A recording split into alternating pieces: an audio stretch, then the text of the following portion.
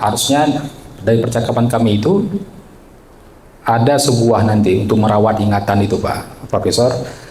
Ingatan untuk kita melakukan kerja besar dengan menjadikan materi kuliah sejarah kekerasan konflik di Aceh itu sebagai muatan lokal.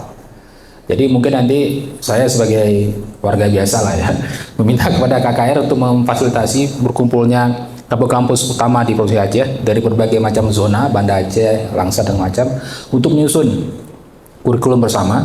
Kurikulum itu kemudian menjadi mata kuliah bersama yang dengan itu akan menjadi ingatan bersama. Karena gini Pak Direktur, saya pernah ngajar mahasiswa, saya tanya siapa deklarator Gerakan Aceh Merdeka, katanya Surya Paloh. Waduh, tapi mereka tidak salah juga ya, karena ingatan mereka tentang konflik itu semakin memudar ya, karena kita tidak pernah mengajari mereka. Saya kira setelah ini kita masuk kepada acara yang utama, yaitu diseminasi laporan temuan KKR Aceh yang akan langsung disampaikan oleh Bu Shirley Madalina, SPD CPN sebagai komisioner atau juga di KKR sebagai ketua Pokja Perempuan. Kami berikan waktu sekitar berapa? 3 jam, 6 jam, 10 jam? Secukupnya saja. Silakan, biar saya bantu di situ. Untuk mempaskan saja, baik.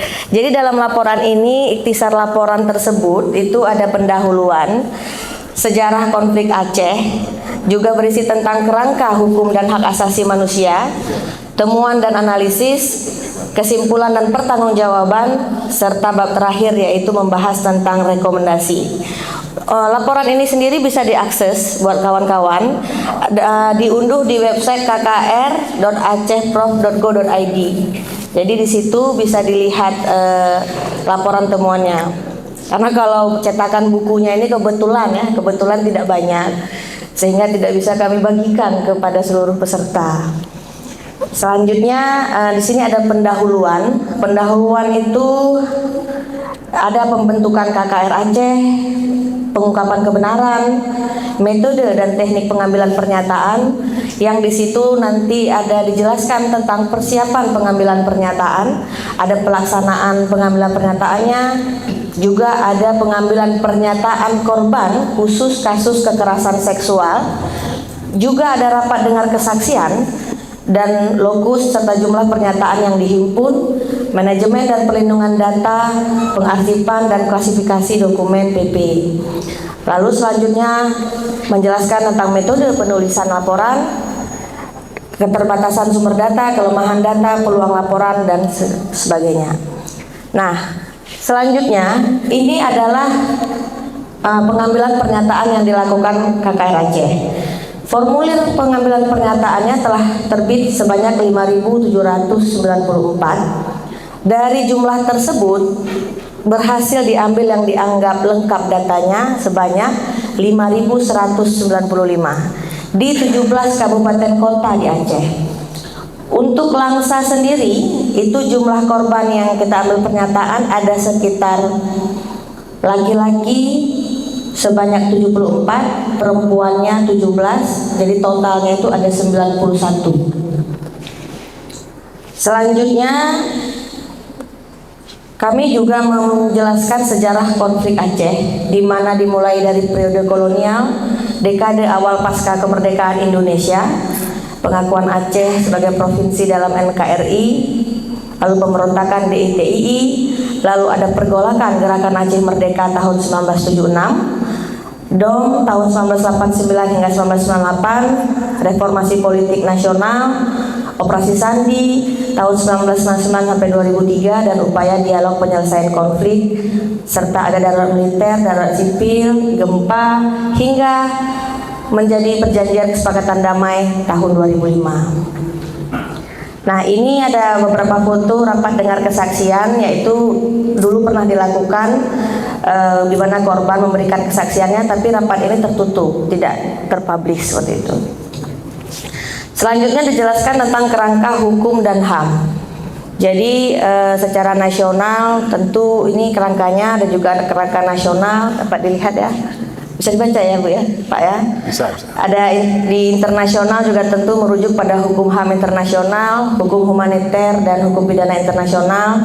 Lalu mandat dan laporan komisi tadi tidak jauh berbeda dari mandat, memang sama gitu, sesuai mandat KKR Aceh. Nah, selanjutnya Ini dia temuan dan analisis. Data KKR Aceh periode kerja 2016-2021 didasarkan pada 4.765 formulir pengambilan pernyataan yang berhasil dianalisis di pangkalan data. Jadi di analisis yang berhasil menemukan gambaran-gambaran adanya 10.652 tindakan kekerasan. Metodologinya berbasis peristiwa sejak proses pengambilan pernyataan. Jadi tadi saya luruskan sedikit bahwa kita mengambil dari periode 1976, tidak dari masa kolonial Belanda dan atau sebelum itu. Jadi di sini periode DOM itu ada 1.792 tindakan. Operasi Sandi ada 4.364 dan periode darurat militer darurat sipil itu ada 4.496 tindakan. Ini angka tindakan ya, bukan angka korban. Jadi di sini kita bagi menjadi 1.135 pembunuhan sewenang-wenang, 4.249 penyiksaan, 371 penghilangan paksa, 3.273 penangkapan dan penahanan sewenang-wenang, 237 tanpa kategori, dan 165 kekerasan seksual. Ini ada di halaman 69 di laporan temuannya. Ini gambaran tadi di dalam bentuk diagramnya. Selanjutnya ini foto-foto. Nah, dan ini yang tadi tindakan ya, yang ini korban sebanyak 8.029 telah menjadi korban tindak kejahatan HAM dalam 6 kategori. Sebanyak 848 orang berjenis kelamin perempuan dan 7.181 laki-laki. Ini kategori korban dapat dilihat di jumlahnya. Selanjutnya dari jumlah tersebut komisi berkesimpulan korban dari kejahatan bukan orang yang acak. Jadi satu korban tadi itu bisa mengalami beberapa peristiwa, tetapi merupakan orang yang sudah menjadi target dari kedua belah pihak yang bertikai. Korban dari pasukan keamanan Indonesia adalah keluarga dekat pimpinan, tokoh, anggota, simpatisan GAM. Sementara korban dari pasukan GAM juga bukan orang yang acak, tetapi orang yang sudah ditentukan sebagai target kekerasan. Para korban tersebut biasanya anggota milisi atau tenaga pembantu operasi pasukan keamanan Indonesia. Jadi komisi juga menemukan bahwa pelaku kekerasan selama konflik di Aceh didominasi oleh pasukan keamanan Indonesia, milisi pro Indonesia dan GAM. Sebagaimana yang dalam diagram tadi, pelaku didominasi oleh pasukan keamanan Indonesia dengan rincian TNI 7.645 kasus, polisi 1.524 kasus, SGI dan unit lainnya 165 kasus, aparatus negara lainnya 33, dan milisi pro Indonesia 14 kasus. Ini ada dalam halaman 78. Lalu GAM sendiri bertanggung jawab atas 392 kasus dan ditemukan 776 kasus yang belum diidentifikasi pelakunya. Ini tabelnya. Selanjutnya jumlah kasus dengan pelaku kekerasan dari aparat keamanan Indonesia. Saya percepat aja ya biar nanti kita diskusi saja. Lalu ini lokasi tempat kejadian, kebanyakan pos militer sebanyak 966. Lalu tempat terkait korban, apakah di rumah, ada juga rumah korban. Ini dampaknya, ada dampak penyiksaan. Jadi sampai sekarang ada yang mengalami cacat permanen, lumpuh atau tidak bisa menggerakkan sebagian dan atau bagian tubuh vital, mengalami kerusakan anggota tubuhnya, dagu retak, gigi tercabut, cedera dan sakit di dada. Ini yang dampak penyiksaan. Lalu secara psikis mengalami gangguan jiwa, trauma sedang dan berat, tidak bisa bekerja atau kehilangan mata pencaharian. Nah, ini ada kasus di Sungai Pauh tahun 2000. Sedikit testimoni korban apa yang terjadi kepada dia, bahwa pada saat itu dia dituduh sebagai mereka menanyakan di mana GAM, lalu dia dituduh sehingga dia dipukul. Mereka menghantamkan popor senjata ke kening, dada dan bibir saya hingga sobek berdarah. Kami terkapar, tidak bisa bangun lagi. Dada saya terasa sesak, sakit dan sesak.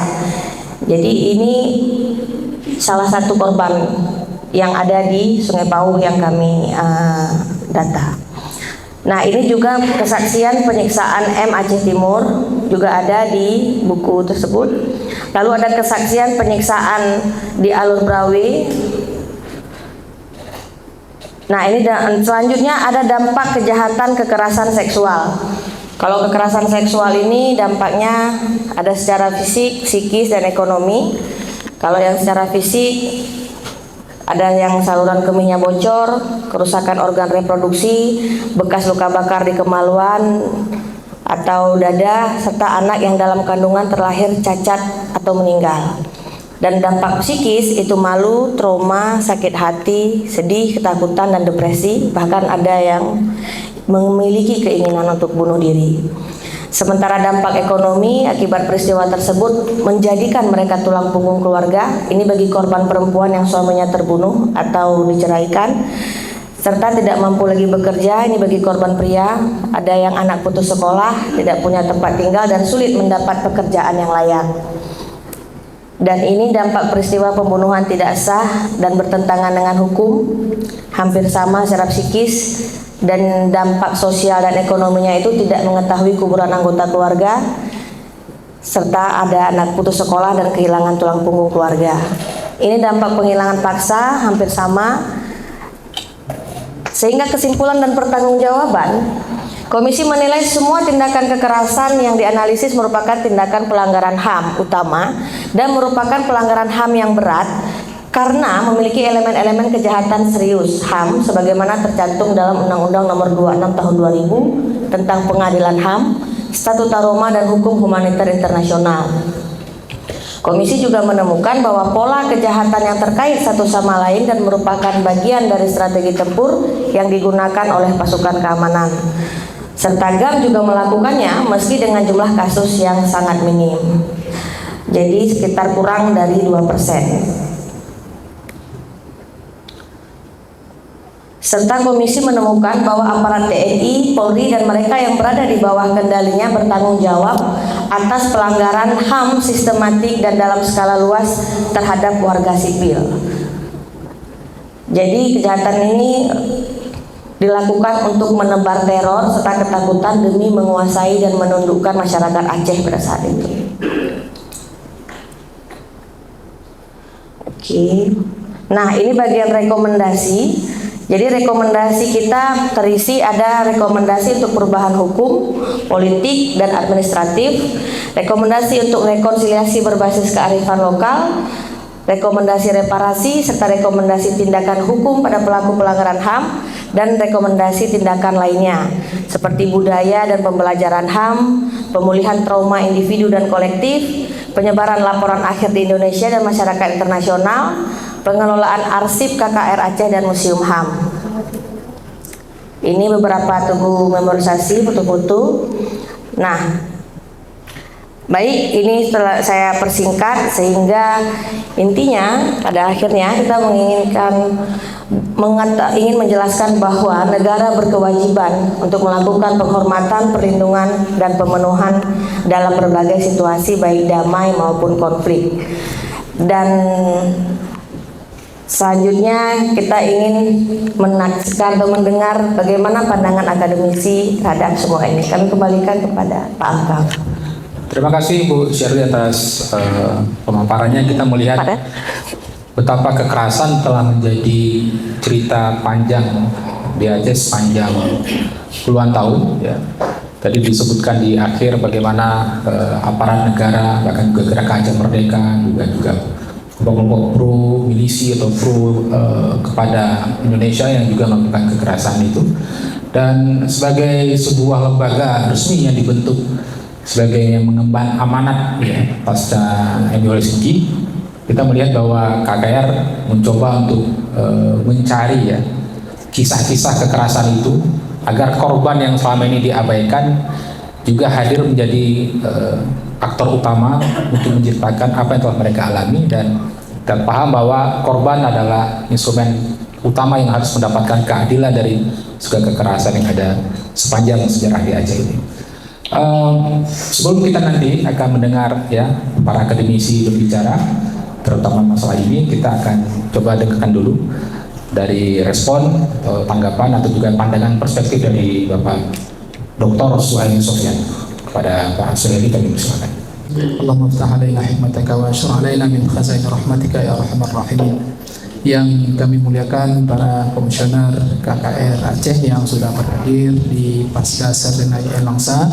Kemudian yang kita muliakan Bapak Warek 3, Bapak Profesor Dr. Iskandar, kemudian Bapak Direktur Pasca Sarjana, Bapak Dr. Zulfikar, kemudian Bapak Profesor Zulkarnain Abdullah, Bapak Dr. Basri, kemudian kawan-kawan dosen dan mahasiswa, serta yang sama-sama kita banggakan adalah moderator dan host kita pada hari ini, Pak Bung Alkaf. Ya, karena beliau yang ngatur waktu, kalau enggak habis kita. Pertama-tama kami ucapkan terima kasih atas pemilihan Pasca Sarjana, tentu kerjasama ini. Karena peserta terbatas, saya konfirmasi satu persatu untuk hadir. Tapi ada yang dalam perjalanan, ada yang tadi mobilnya mogok sehingga di bengkel dulu, makanya yang hadir seperti ini. Tapi saya rasa walaupun tidak ramai, yang penting adalah pertemuan kita ini berkualitas insya Allah dalam rangka untuk merespon peristiwa-peristiwa yang terjadi di Aceh. Dalam rangka untuk menyegarkan kembali, bukan mengingat luka ya, tapi untuk kita mengenang bahwa apa yang kita nikmati pada hari ini tidak terlepas dari perjuangan orang-orang terdahulu. Itu yang pertama, bahwa kenikmatan yang kita hadapi ini tidak terlepas dari siksaan yang dihadapi oleh orang dulu, dari tamparan, makian, ada penculikan dan sebagainya yang dia rasakan oleh orang dulu. Itu kesadaran itu yang harus dipahami bahwa kedamaian dan kenyamanan yang kita hadapi itu adalah berkat perjuangan orang-orang terdahulu. Maka memperkuat perdamaian ya, itu merupakan salah satu tujuan utama. Ya, kalau kita lihat dari tujuan mereka juga seperti itu ya, memperkuat perdamaian melalui pengungkapan kebenaran. Kan itu sebenarnya. Kemudian dengan memahami itu bukan berarti kita larut dalam kesedihan, tapi masa depan itu harus digapai dengan baik. Nah, saya ingin melihat bahwa dari segi tujuan KKR itu ada untuk mengungkapkan kebenaran, mengungkapkan pola dan motif pelanggaran HAM dalam konflik bersenjata di Aceh, merekomendasikan tindak lanjut dan merekomendasikan reparasi. Ini mungkin istilah-istilah yang agak asing bagi orang. Biasa reparasi itu radio, ya TV, elektronik. Ini mereparasi para korban HAM, begitu. Ya. Tapi di samping itu ada hal yang lebih menarik lagi, bahwa di samping hal itu adalah yang bukan rekomendasi. Tugas KKR itu adalah melaksanakan rekonsiliasi, musyawarah. Ya, dalam konsepnya itu adalah bagaimana membuat rekonsiliasi. Nah, yang menarik lagi, rekonsiliasi ini adalah hasil suatu proses pengungkapan kebenaran, pengakuan dan pengampunan, dan penerimaan kembali korban dan pelaku oleh komunitas. Ini kita akan menyatukan korban dan pelaku. Itu tugas besar. Dapat tepat ingin menyu. Ya, biasa orang Aceh itu kalau sudah marah, ngomong pun nggak mau dia, jangan ngomong, hadap berdepan pun nggak mau dia. Ini tugas besar ya, korban mempertemukan, mengharmonisasi kembali korban dan pelaku ya dalam komunitas melalui KKR Aceh dengan menggunakan mekanisme adat. Nah itu ya, jadi dari sekian rekomendasi yang dibuat, termasuk yang adat itu 3, itu tidak ada konkret. Adat Aceh itu ada beberapa hal yang terkait dengan adat. Misalnya adat damai, sayang dan sebagainya. Itu adalah hal yang menarik dalam adat masyarakat Aceh. Kalau terjadi konflik, itu biasanya ada kenduri. Setelah kenduri itu orang bermaaf-maafan. Ya. Nah, rekomendasi adat ini perlu untuk dikaji. Bagaimana sebenarnya orang Aceh dalam menyelesaikan konflik. Ya. Kalau dulu kalau orang bertengkar bawa ke Menasah. Setelah menasah didamaikan, kemudian ada bersejuk, selesai. Tapi akhirnya tumpah darah lagi. Yang tumpah darah kambing, ya, bukan darah manusia. Nah, salah satu dari kesimpulan dari KKR saya melihat bahwa KKR itu menolak impunitas. Ya, tidak ada orang yang dianggap bebas tanpa pertanggungjawaban. Yaitu adalah hak pertanggungjawaban. Ya, tapi kalau kita lihat dari segi keislaman, ya, dalam stratifikasi penyelesaian hukum jinayat Islam itu, kalau melihat Al-Quran, itu adalah yang pertama qisas. Di atas qisas itu ada pemaafan. Ya, ada pemaafan. Mungkin nilai ini harus digali, walaupun pemaafan itu tidak menuntut proses hukum dilaksanakan. Ya, penyadaran terhadap masyarakat bagaimana kasus yang lama ini tidak berlarutan, kemudian menimbulkan dendam berkepanjangan, bagaimana kita membuat penyadaran dengan menggali kembali nilai-nilai proses penyelesaian tindakan jenayah dalam Islam itu, bahwa kita selalu mengedepankan bahwa nyawa dengan balas nyawa, mata dengan mata, badan dengan mata, tangan dengan tangan, dan sebagainya. Ya, tapi ada wa ta'fu, ya, kalau engkau memaafkan. Nah, proses pemaafan itu adalah bukan hal yang mudah. Maka pemaafan itu adalah menempati tempat yang paling tinggi.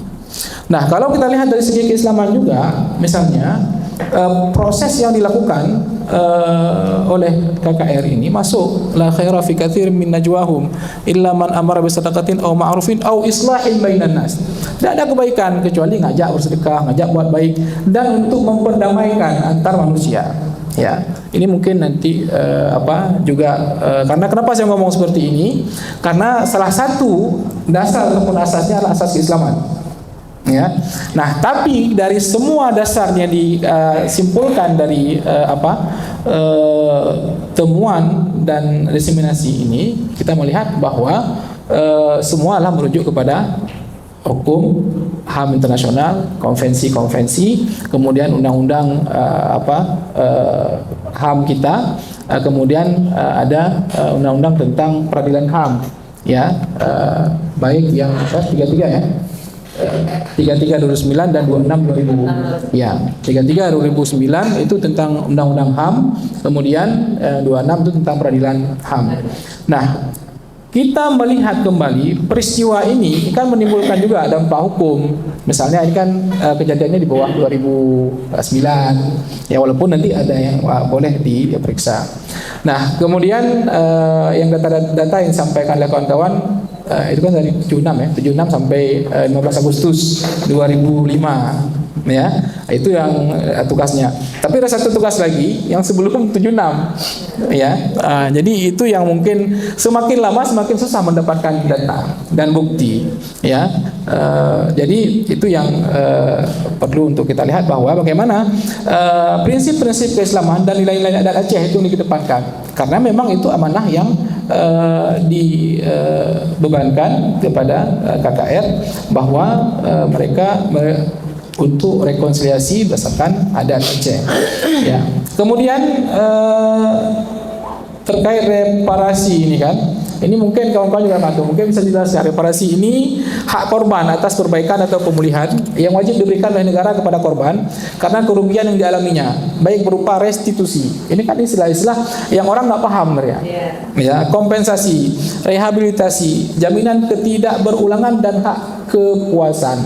Hak kepuasan ini yang susah diukur. Ya, walaupun nanti dalam undang-undang diatur hak kepuasan itu seperti apa. Ya. Kemudian hak reparasi ini dipenuhi melalui berbagai mekanisme, baik yudisial, administratif, legislatif, maupun langkah lain ataupun reparasi simbolik. Nah, negara kita melihat bahwa untuk sementara yang paling mungkin dilakukan memilih dengan penyelesaian melalui non yudisial. Dengan kick off yang tahun lalu di Rumah Gedung ada pengakuan negara terhadap 3 kasus HAM di Aceh yang dianggap melanggar HAM, Rumah Gedung, Simpang KKA dan Jambu Kupo di Aceh Selatan. Itu yang sudah diakui negara. Tapi yang lain perlu untuk kita sama-sama menyuarakan bahwa berdasarkan data-data ternyata juga ada hal-hal yang lain. Nah, terkait dengan kompensasi, restitusi, kompensasi, mungkin nanti kawan-kawan bisa membaca ya dari Kanun 17 2003 ya, tentang KKR itu mungkin nanti ada. Tapi saya lebih konsen ke langkah-langkah tadi, langkah-langkah yang bisa dilakukan, karena rekonsiliasi itu kalau kita lihat dari Kanun KKR itu dari desa sampai ke tingkat provinsi. Ya, karena KKR ini bertanggung jawab menyampaikan laporannya ke gubernur dan DPRA. Karena ini kan sebenarnya yang internal kita, yang tidak melibatkan pihak yang lebih di atas. Nah, mana yang bisa untuk direkonsiliasi oleh KKR dari sekian banyak kasus? Walaupun orang mengatakan bahwa rekonsiliasi ini baru bisa dilaksanakan setelah ada pengungkapan kebenaran. Ya, tapi secara adat biasanya ada kasus-kasus yang bisa diselesaikan tanpa melalui proses mekanisme hukum. Itu dari sekian banyak kasus, kira-kira berapa kasus yang bisa diselesaikan secara adat dari kondisi Aceh. Jadi sehingga ada hal-hal yang bisa kita selesaikan pada tahap tertentu. Kemudian ada hal-hal yang memang perlu sama-sama diadvokasi. Kemudian ada hal-hal yang mungkin perlu menunggu regulasi. Jadi ada aspek-aspek yang perlu dilihat, mana yang mungkin dikerjakan dan mana yang nggak mungkin dikerjakan. Nah, dalam hal penyelesaian ini ada keterlibatan WN, Negro. Ya. Nah, ini nggak ada rekomendasi untuk Negro. Ya, saya baca-baca kayaknya nggak ada untuk wali Negro. Sementara sebenarnya itu pemangku adat tempat kita. Ya, sepatutnya ini perlu untuk dibahas bagaimana kita meningkatkan peran perangkat adat yang ada di Aceh ini untuk bisa menyelesaikan persoalan-persoalan yang terjadi terkait dengan kekerasan. Jadi sehingga kita tidak hanya terpaku dengan hanya mengungkapkan, tapi ada bagian lain yang merupakan tugas kita adalah untuk rekonsiliasi. Ini mungkin sebagai masukan ya untuk kita semua dalam rangka untuk merawat kedamaian itu dengan memberikan penghormatan kepada para korban sehingga rekonsiliasi itu bisa terjadi. Kemudian secara akademis tadi mungkin disampaikan bahwa mungkin perlu ada modul tentang pendidikan anti kekerasan, bahwa kekerasan itu menimbulkan trauma yang cukup banyak. Korbannya tidak pilih usia, dari anak-anak, dari perempuan, laki-laki, orang tua, harta benda juga tidak pilih, baik mobil, rumah, semua yang menjadi korban dari konflik itu. Nah, dari kajian keislaman, mungkin untuk yang kemahasiswaan, adik-adik mahasiswa, ini juga menarik sebenarnya. Misalnya mengkaji tentang hak korban konflik. Ya, walaupun tadi kita melihat ada hak korban yang dibayarkan oleh pelaku, ada restitusi, misalnya kan, ada yang dibayarkan oleh pihak ketiga, ada yang dibayarkan oleh negara. Nah, misalnya dari segi keislaman, apa ada nggak peran yang bisa diambil oleh Baitul Mal di sini, oleh lembaga keistimewaan, ya, untuk penyelesaian ini? Ini kan bisa juga rekomendasi untuk lembaga-lembaga yang di bawah keistimewaan kita, sehingga kita tidak semua terpaku mengharap pemerintah pusat, walaupun itu merupakan tanggung jawab pemerintah pusat. Tidak bisa untuk kita abaikan bahwa pelanggaran HAM itu untuk penyelesaiannya itu ada undang-undangnya, dan itu merupakan kewajiban pemerintah. Tapi secara lokal kita juga punya instrumen-instrumen dan lembaga-lembaga yang bisa untuk kita ajak berpartisipasi dalam menyelesaikan ini, sehingga penyelesaian HAM itu setelah diungkapkan oleh KKR itu melibatkan semua stakeholder yang ada di Aceh. Ya, apakah pemangku adatnya, yang pemangku yang yang memiliki sumber finansialnya, apakah akademisinya, yang tokoh pemudanya, ya, semua harus dilibatkan. Kemudian dalam proses penyelesaian konflik ini kan banyak terjadi penemuan kerangka. Nah, secara fikih keislaman, fikih ibadat, bagaimana memperlakukan sisa-sisa korban ini? Ini juga menarik untuk dikaji. ya, dari segi bagaimana perlakuan tata cara penyempurnaan sisa-sisa dari korban konflik ini dari segi aspek fikih. Ini mungkin juga bisa melibatkan MPU dalam memberikan rekomendasi untuk hal yang seperti ini. Ya, mungkin dari aspek ekonomi kan banyak, ada BRA, ada dinas sosial, dan ini juga perlu. Nah, sepatutnya kita perlu menggugah kesadaran bersama bahwa ada amanah yang dititipkan melalui undang-undang terhadap orang-orang yang menjadi korban konflik. Sehingga ini tidak menjadi anggapan orang, mereka kan cuma cari data. Cari data dipikir nanti KR cari duit. Ya kan? Jadi sasarannya ya orang-orang yang cari data. Kenapa orang Aceh kalau cari data dia pasti ujungnya duit. Kapan dapat bantuan? Ya, kapan dapat? Ketika itu nggak dapat, itu akan blunder, akan mengalir kemana-mana. Nah, walaupun sebenarnya semua yang penyelesaian itu berbasis data, dan persoalan data itu menjadi persoalan nomor satu di tempat kita. Apakah data kemiskinan dan sebagainya itu menjadi persoalan tumpang tindih data. Jadi ini saya rasa kalau memang terverifikasi data-data yang disampaikan oleh KKR, ini menjadi modal dasar untuk pemenuhan hak-hak korban. Ya, di samping kita sudah menikmati kedamaian yang seperti ini, sementara ada hak mereka yang belum terpenuhi. Dan perlu juga misalnya kita buat skala prioritas, misalnya yang sudah tertangani oleh pemerintah lewat program kick off itu seberapa, yang belum mana. Jadi itu perlu untuk terus kita suarakan sehingga semua hak korban itu terpenuhi. Dan kita juga mengucapkan salam hormat kepada orang yang sudah berani mengungkapkan kebenaran.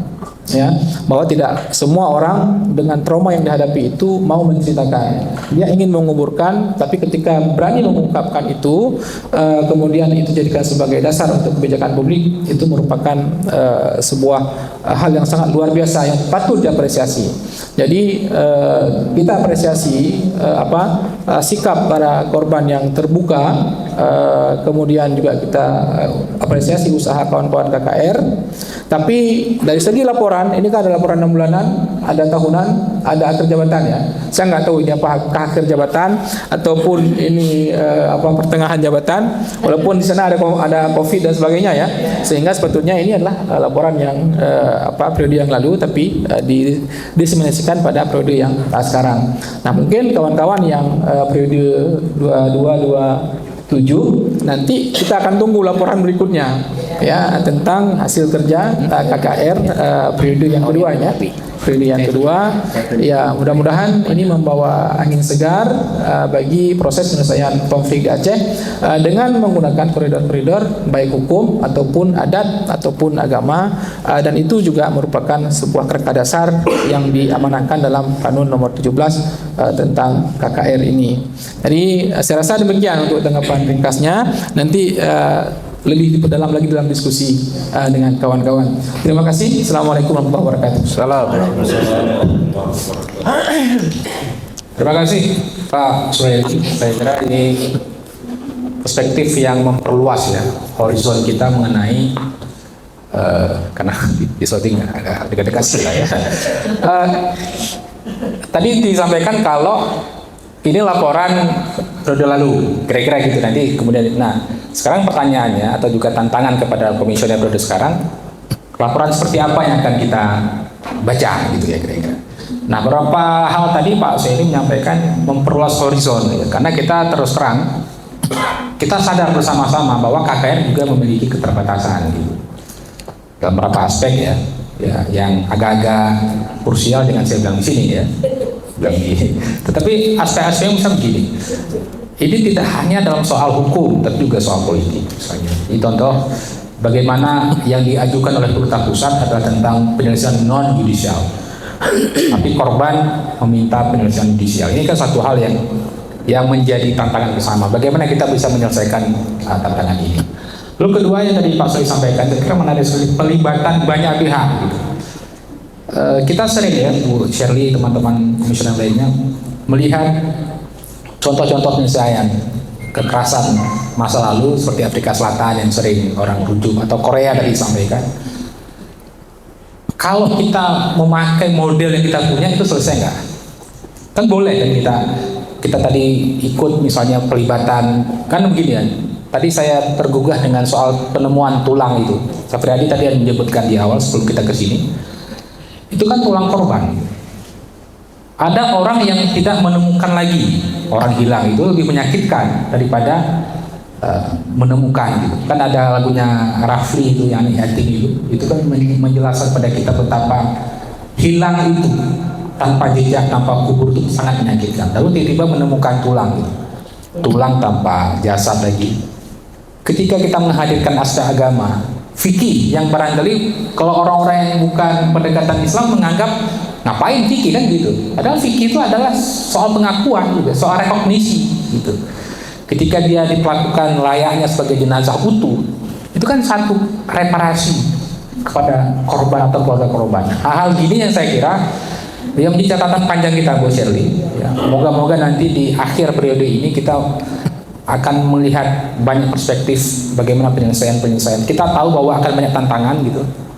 Tapi ini kesempatan kita ya untuk memberikan banyak ide, gagasan bagaimana masalah ini bisa menjadi problem bersama. Pelibatan Baitul Mal, tadi Wali Nangro juga ya. Mungkin Wali Nangro perlu kita buka karena mungkin sering tersijuk ini Pak Nan ya. Jadi kita harus gugah bahwa ada problem yang lebih signifikan.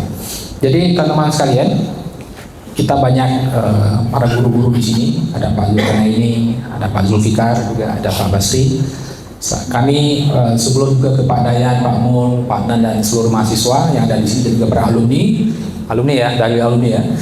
Kita mintakan dulu Pak Profesor Zulkarnaini Abdullah untuk menyampaikan beberapa pokok pikiran yang kira-kira nanti pokok pikiran ini akan menjadi gagasan bersama lah ya. Jadi ini bukan tugasnya Pak Safiandi ya, atau Bustami atau Bu Shirley atau seluruh komisioner ya, tapi kita bersama. Pada Prof Zulkarnaini saya persilakan sekitar 10. Nanti setelahnya berturut Pak Dr. Zulfikar, Pak Basri. Nanti kalau Pak Iskandar masih ada yang ingin sampaikan, saya persilakan. Nanti setelahnya baru kita berita juga baru sampai ya. Oke. Ketua PGSGA. Oh ya nih, ini dia. Nanti kita dengar sambil baca doa mungkin ya. Assalamualaikum warahmatullahi wabarakatuh. Salam.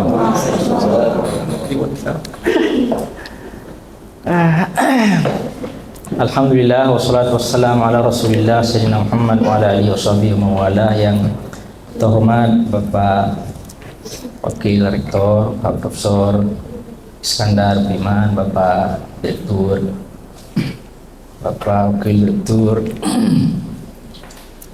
para senior, Pak Dr. Basri, dan yang terhormat tim dari KKR ya, yang telah datang ke kampus YN Langsa, khususnya ke Pasca Sarjana. Semoga dalam melaksanakan tugas misinya selalu dilindungi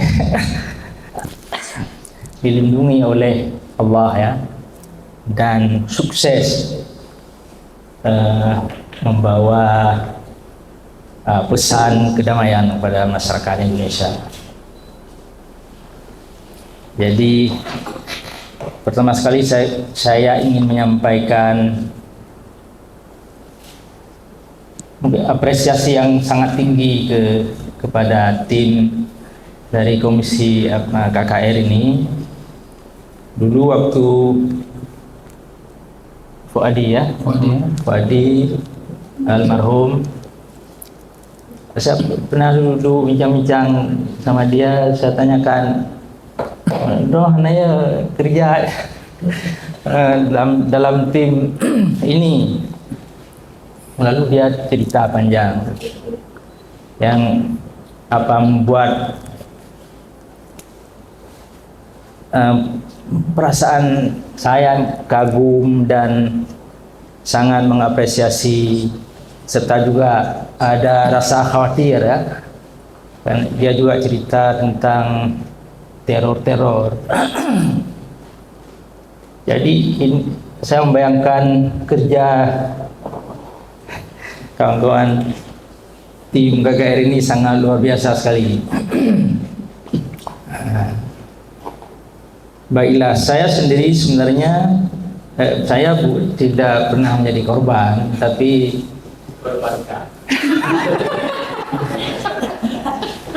tapi sebagian dari keluarga kami ada yang korban, dan di kampung kami banyak orang-orang yang jadi korban dan mendengarkan cerita orang-orang yang jadi korban, sehingga saya paham lah kejadian ini. Dan waktu acara di Banda Aceh saya hadir waktu rapat dengan kesaksian. ke penyampaian kesaksian dari para korban. Ya memang cukup. Mas Aceh hanan ogah. Saya punya abang suami dari kakak sepupu yang hilang, anak dari abang sepupu yang trauma, dipukul, dianiaya, cerita cerita orang kampung. Setiap saya pulang selalu ada cerita. Baru bayi timbak di pulang ya, dia cerita, orang itu cerita seperti itu. Lalu kami disuruh ambil mayatnya. Waktu ambil mayatnya, mereka angkat. Oh, nggak boleh diangkat, harus diseret. Nah, cerita-cerita seperti itu memang cerita yang sedih sekali ya. Saya memang agak sedikit bersinggungan dengan orang-orang itu. Seperti Tunku Ahmad Dewi ya. Tunku Ahmad Dewi dulu sering sekali ke Banda Aceh, nginap di Dayah, nginap di tempat kami. Dan waktu acara pidato 7 hari 7 malam di Aceh Timur, saya sempat hadir dan juga pidato.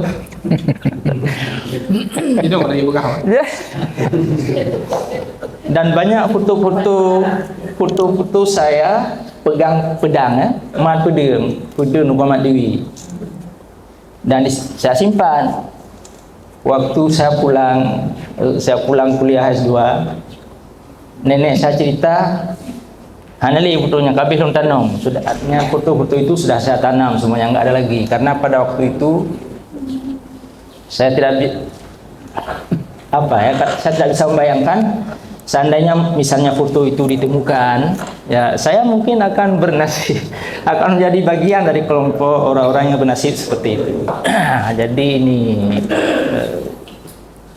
saya sendiri ya tidak langsung jadi korban, tapi memang saja tilik-tilik dengan para korban. Jadi dalam hal ini saya bisa membayangkan bahwa peristiwa yang terjadi dalam masyarakat kita, DOM entah apalah namanya, itu betul-betul sangat luar biasa.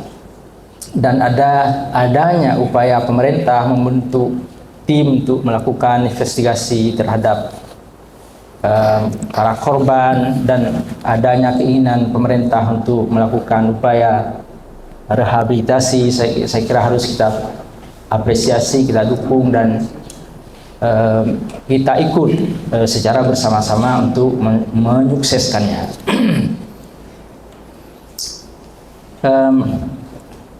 Tapi saya kira apa yang terjadi di tengah-tengah kehidupan masyarakat kita di Aceh juga terjadi dalam masyarakat lain di dunia ya. Perang, penganiayaan dan lain sebagainya juga terjadi di mana-mana. Beberapa waktu yang lalu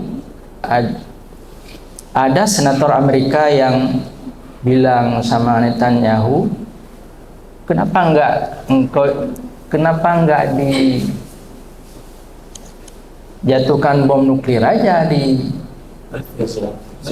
Gaza. Nah, maksudnya dia bilang sama Israel, apain perang-perang itu, jatuhin bom nuklir aja di Gaza. seperti yang telah dilakukan oleh Amerika dulu di Hiroshima dan Nagasaki. Itu pernyataan yang menimbulkan reaksi yang sangat luar biasa dari pemerintah Jepang. Oh baik, apakah lihat aja mah? Kata petinggi di Jepang, kami sudah lupakan itu semua. Itu peristiwa yang cukup menyakitkan dan kami tidak ingin hal seperti itu terulang lagi. Ya, dalam hal ini saya kira mungkin Jepang lebih dari kita, maksud saya. Jepang, apa yang dialami oleh Jepang dengan jatuhnya bom Hiroshima dan Nagasaki lebih dari yang kita rasakan.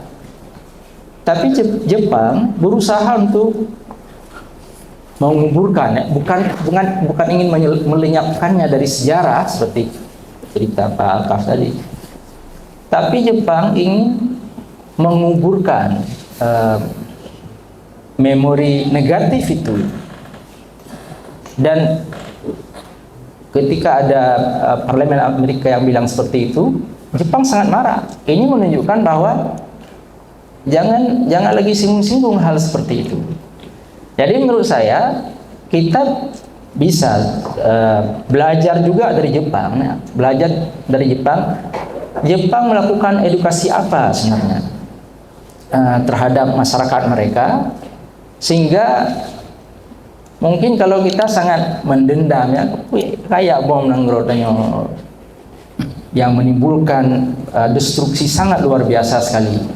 Tapi Jepang tidak ingin lagi mengungkit masa lalu itu, dan Jepang ingin bangkit, tidak ingin mengungkit, ingin bangkit, dan proses bangkit itu dilakukan dengan cara melupakan semua itu, dan apa kita harus kembali dari nol, entah dari apa. Kita sekarang membangun kembali Jepang agar masyarakat Jepang ke depan bisa lebih maju, dan kita lihat Jepang memang luar biasa sekali. Dari destruksi yang sangat luar biasa itu bisa bangkit kembali bersaing dengan negara-negara maju di dunia. Nah, dalam hal ini menurut saya kita juga harus berhati-hati dalam kurikulum nanti. Jangan sampai lihat kurikulumnya kayak pakam perang lo minta. Nah, itu juga harus kita pikirkan. Ya. Kalau dalam sejarah Al-Quran itu kan korban pertama sebenarnya, apa kata korban pertama? La in basatta ilayya yadaka litaqtulani ma ana bibasiti yadiya ilaika liaqtulak inni akhafullah rabbul alamin. Oke, kita juga ingin anak-anak kita paham sejarah ya. Tapi juga bagaimana caranya jangan sampai dosen tekun pakam perang lo gitu. Sambil mengajarkan sejarah itu pakar kahamuk dia awaknya. Ini perlu juga berhati-hati supaya kita malah bukan maju nanti akhirnya, justru kembali lagi ke masa lalu yang menyakitkan.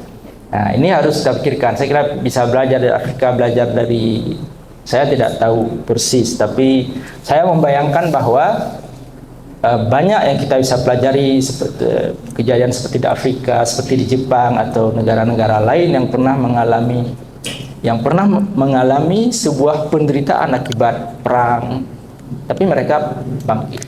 Ya, memang hal seperti itu sepanjang sejarah terjadi ya. Mulai dari Hana Dajjal, Firaun, Namrud, ilahnya orang mubi. Tapi ya janganlah masa lalu itu kemudian membuat kita menghabiskan energi untuk hanya mengungkit-ungkit, tapi ya itu bagian dari kehidupan, dan bangsa-bangsa lain juga mengalami hal yang sama. Tapi mereka yang mau bangkitlah mereka yang belajar dari sejarah, kemudian mungkin aspek moralnya yang perlu kita masukkan untuk menyeimbangi generasi kita ke depan, supaya mereka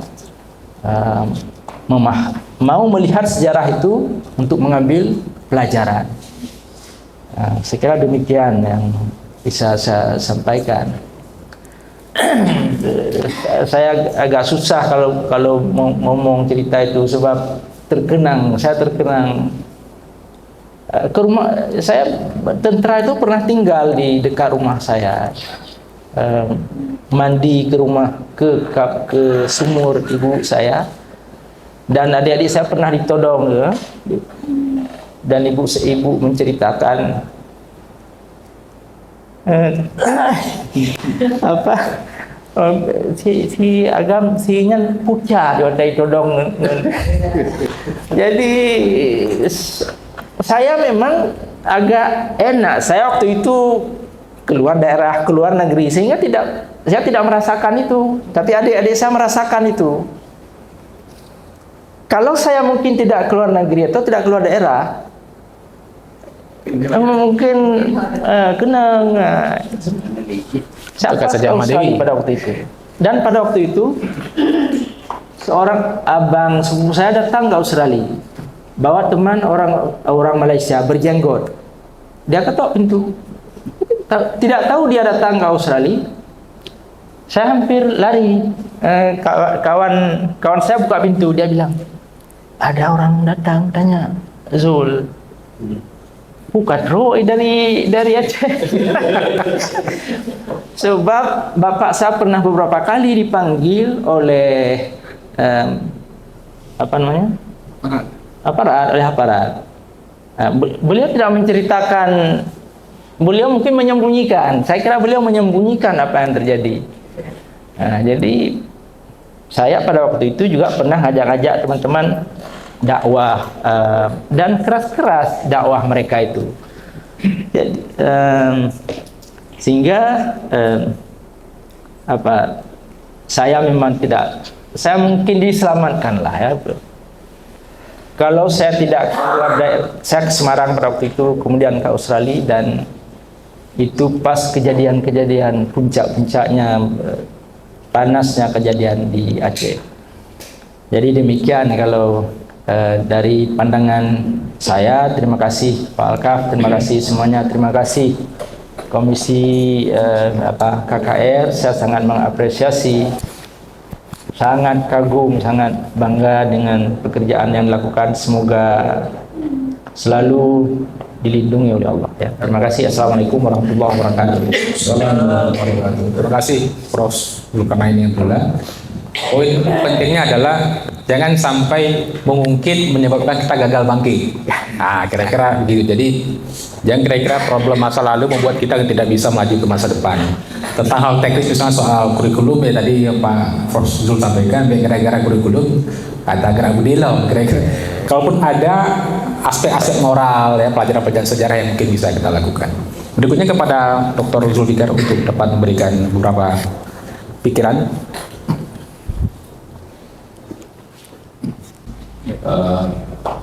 Seluruh Komisi dari Aceh, selamat datang dan terima kasih atas percayaannya memilih Pasca Sarjana sebagai tempat untuk menyampaikan semacam laporan diseminasi laporan temuan KKR Aceh.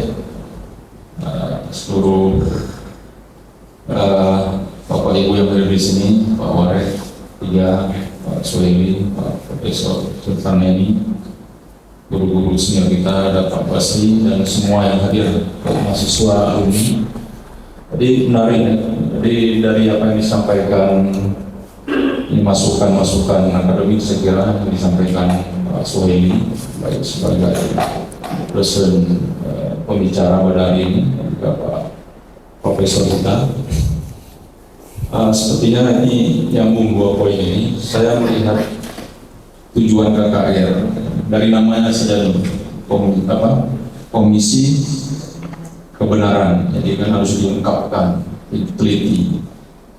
Yang tapi tujuan pentingnya adalah melakukan rekonsiliasi. Rekonsiliasi itu kan intinya supaya hubungannya jadi baik dari yang pernah, setelah ada puncak maksimal kejahatan, kekerasan, ujungnya perlu direkonsiliasi. Nah, di sini juga menurut kanun yang tadi disampaikan Pak Suhaili, itu ada beberapa tujuan dari KKR, ada 3. Yang pertama, memperkuat perdamaian dengan cara mengungkap kebenaran. B. Membantu tercapainya rekonsiliasi, itu penting, antara pelaku pelanggaran HAM baik individu maupun lembaga dengan korban.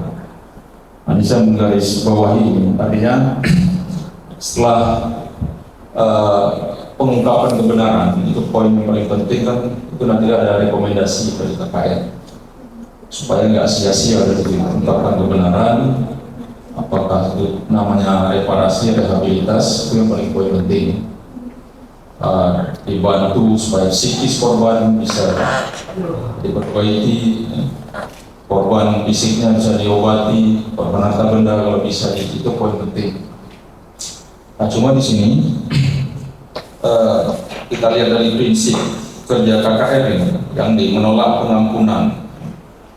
Kemudian di situ juga nanti tadi juga disampaikan di tujuannya itu merekomendasikan reparasi menyeluruh bagi korban pelanggaran HAM (YOT) sesuai dengan standar universal yang berkaitan dengan hak-hak korban.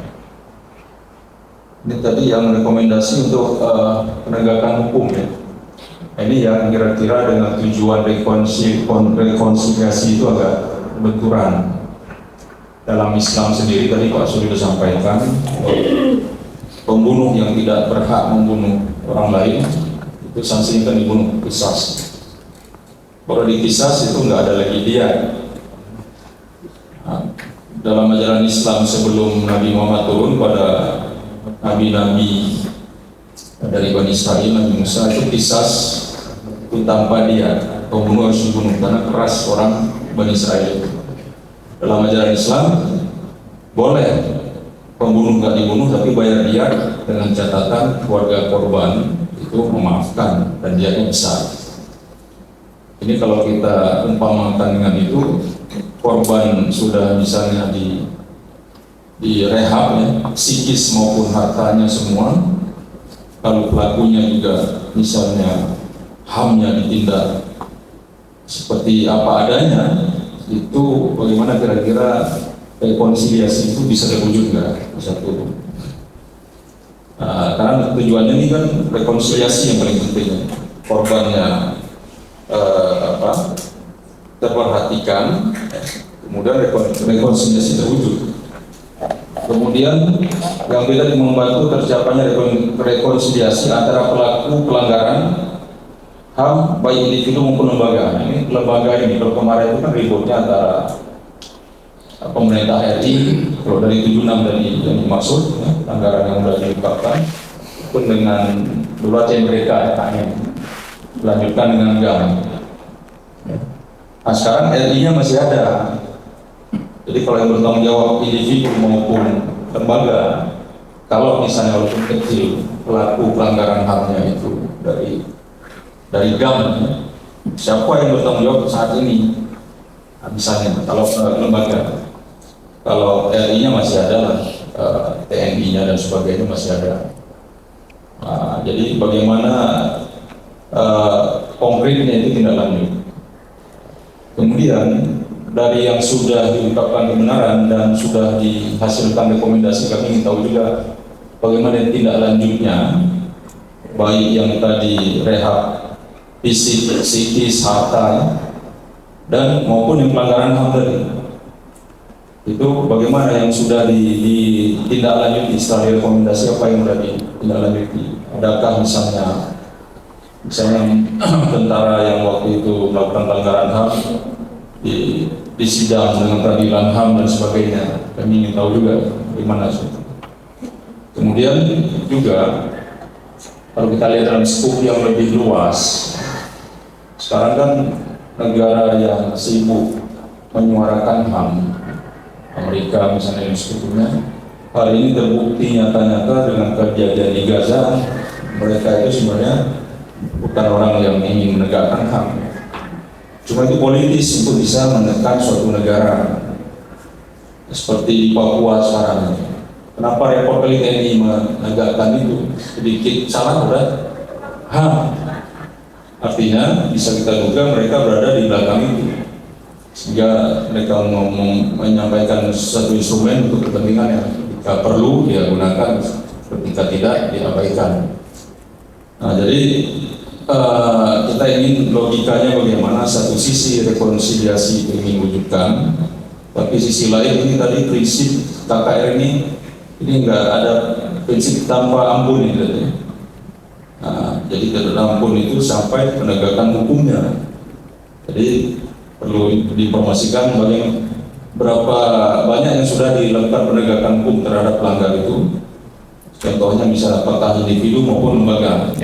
Lembaga siapanya yang kena, institusi TNI Polri-nya. Nah, kalau yang pihak A bagaimana kena itu? Sekarang mereka berlebur ya, apakah PA bisa dianggap representasi wujud yang harus bertanggung jawab dari GAM saat itu dan sebagainya. Mohon diinformasikan, kami masih bingung juga. Jadi intinya apa yang dilakukan oleh KKR ini sangat penting saya kira untuk kita dukung dalam rangka korban itu terpenuhi hak-hak reparasinya, rehabilitasnya, fisiknya, psikisnya, harta bendanya diperhatikan. Nah, tapi tindak lanjut dari pelaku itu bagaimana? Misalnya ada yang pihak TNI Polri bisa melanggar HAM. Seandainya dia itu secara institusi diperintahkan, cuman ada secara individu tanggung jawabannya bisa satu sisi kedua-dua kena, wujudnya bagaimana? Artinya kita ingin semua ini yang lebih logis sehingga tujuan dari KKR ini bisa tercapai. Kalau enggak kan dapat dukungan juga susah, dapat dukungan penuh dari pemerintah kalau yang tadi itu ingin betul-betul diteruskan. Jadi ini saja dari kami tentang apa yang diusulkan oleh Pak Alkaf ya, untuk kurikulum itu. Saya kira ini walaupun tidak ada diskusi lagi, perlu mungkin sejarah Aceh ya, untuk semua institusi. Situ udah semuanya ya, supaya nilai-nilai luhur itu yang udah hilang bisa diapakan kembali ya, sejarah Aceh secara totalitas. Kita kalaupun ada tentang pelanggaran seperti tadi itu yang sifatnya tidak membuat wakil untuk berontak, tetapi jadi pelajaran ya, supaya kita ke depan bisa mengantisipasi itu nggak terjadi lagi, dan para pejuang-pejuang untuk kebenaran itu bisa dihargai. Saya kira itu saja. Terima kasih. Assalamualaikum warahmatullahi wabarakatuh. Terima kasih Pak Dr. Zulfikar. Kita waktu sampai jam 12. Berarti sekitar waktu 40 menit lagi. Tadi ada pertanyaan dari Pak Dr. Zulfikar mengenai sudah tahap apa gitu ya, soal rekomendasi apakah sudah ada. Ini pertanyaan penting karena sering sekali, bukan sering ya, masyarakat juga bertanya gitu. Dan ini kesempatan bagi KKR untuk menjelaskan mandat mereka apa ya, lalu sudah sampai di mana kerjanya gitu. Soal pelaku apakah sudah disidang gitu, apakah korban sudah mendapatkan dana, apa dapat rehabilitasi atau reparasi sudah sampai di mana gitu. Ini mungkin bisa dijawab, tapi sebelumnya kita mintakan dulu Pak Basri untuk menyampaikan beberapa pokok pikiran. Setelah itu kita serahkan kepada KKR untuk kira-kira bisa menjelaskan lebih banyak lagi mengenai langkah-langkah sudah diambil. Kepada Pak Basri kami silakan. Terima kasih. Assalamualaikum warahmatullahi wabarakatuh. Assalamualaikum. Komisioner KKR Jaya Teman, Pak Wakil Rektor 3, Pak Rektor, Wakil Rektor, Mabesa, serta di sesi 8 KKR Jaya Kementerian. Itu perjuangan Aceh lebih kurang 30 tahun, yang berlangsung dari tahun 2019 sampai 2005. Artinya sudah dapat pada pelanggaran HAM tidak hanya urusan dan kehidupan. Yang kita sadari bahwa gerakan itu bukan ya secara spiritual, bukan grafis ya. Karena dimulai dengan ya, kondisi ketidakadilan kondisi pemerintahan, kondisi tidak ada kampung, kondisi tidak ada kesehatan, yang dengan kata-kata tersebut ya adanya beberapa tokoh Aceh ya mendefinisikan sebuah perjuangan. Kami bukan sekali kami mengamati dari segi jarak jauh. Dengan demikian ya kondisi inilah yang proses penyelesaian dari pemerintah terjadi berbagai pelanggaran HAM ya, yang ketika didaftar di dua kasus yang terjadi. Nah, kedua sebuah langkah maju dalam rangka membuat kedamaian ke depan, paling kurang sudah diinventarisasi ya, kasus-kasus tersebut dan mudah-mudahan dapat dipublikasi kepada masyarakat sehingga rasa nyaman dan tertata dengan baik bahwa perjalanan desa yang berkembang. Tentunya penyelesaian ini bukan kegiatan yang sederhana, cukup berat karena ada kasus selama 30 tahun yang terjadi dalam, kalau kita pelajari kasus ini, kasus sangat menyedihkan, sangat tidak manusiawi kadang. Dengan demikian bagi kami ya tentunya perlu langkah ini perlu diteruskan oleh komisioner KKR yang beramanah itu serta elemen masyarakat terkait. Karena untuk menyelesaikan kasus Aceh ada dua stasiun yang penting. Yang pertama bermartabat, yang kedua berkeadilan. Kalau bermartabat dia pendekatan yang ditempuh, pendekatan sosial, pendekatan budaya, pendekatan adat, pendekatan ekonomi, pendekatan pendidikan, pendekatan keagamaan itu bermartabat sehingga mengangkat harkat dan martabat. Serta berkeadilan artinya ya, ada ukuran hukum dan ada standar-standar finansial yang telah ditetapkan sesuai dengan kasus yang terjadi.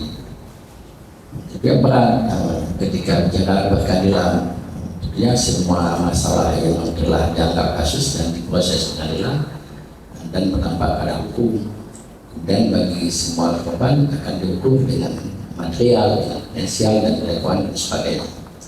Jadi kalau ini bisa dijalankan, tentunya ya marwah ya semangat perjuangan itu akan ditinggalkan hal-hal yang tidak baik. Tentunya sekalipun Pak Bung Alkaf tadi ada materi ini belum akan menyenangkan hati kan, bermartabat dan berkeadilan. Sekalipun sejarah itu kita buka kembali, tentunya puas yang mendengarnya. Tapi kalau diselesaikan tidak bermartabat dan tidak berkeadilan, tentunya tidak puas. Maka ketika itu pendekatan administrasinya itu banyak komponen masyarakat yang perlu dilibatkan. Kalau ke kampung ada perangkat kampung, ada perangkat kampung, ada instansi pemerintah yang terkait, ada lembaga pemerintah, dan tidak kalah penting ya ada ulama, ada pimpinan daya, dan ada pemangku adat. Dan tidak kalah penting komponen-komponen yang mendapat kepercayaan.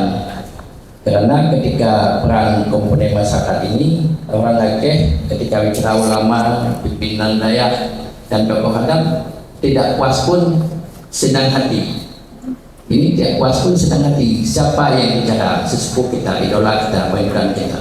Tidak puas. Tapi dibanding akademisi semua, puas pun nggak senang hati. Akademi adalah bagian dari pemerintah. Ini yang selama ini kesan. Sehingga pertanyaan kami, KKR ini lahir perjanjian Helsinki UPA nomor 11 2006, Kanun nomor 17 2013. Ini kesan adalah sekalipun sifatnya independen adalah pada lapisan bawah masyarakat ini Anda bawa perpanjangan masyarakat.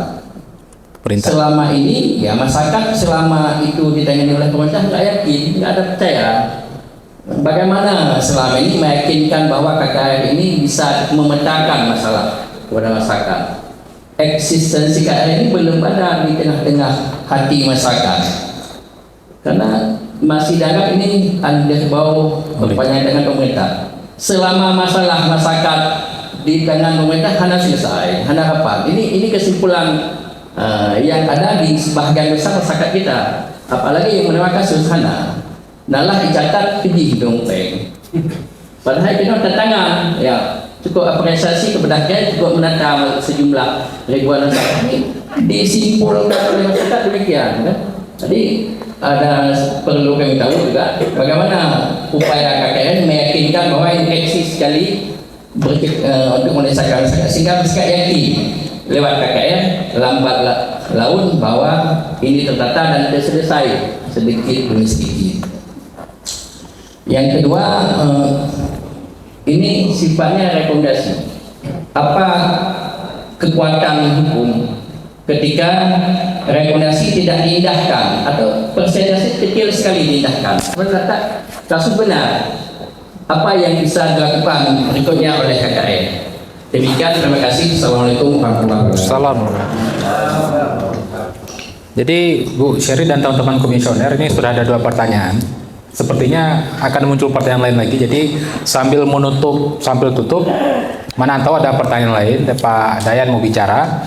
Nanti ada dari ini. Pak Nan mau. Kalau Pak Nan ngomong, mic saya ini saya kasih Pak Nan. Kalau Pak Nan mau ngomong. Baru dikorbankan. Jadi Pak Dayan ada. Ini dari mahasiswa alumni.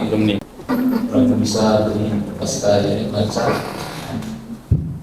dan yang kita kuliahkan pada misalnya para pejuang perdamaian Aceh, awal perdamaian, seperti apa yang disampaikan oleh Pak Prof tadi, Pak Asli dan Pak Direktur, kita sangat sepakat bahwa ini perlu upaya-upaya yang lebih serius untuk merawat damai dan menghilangkan dendam di masa lalu. Saya pikir apa yang sudah dilakukan oleh KKR dalam 2 periode ini, kalau saya memantau dari jauh itu masih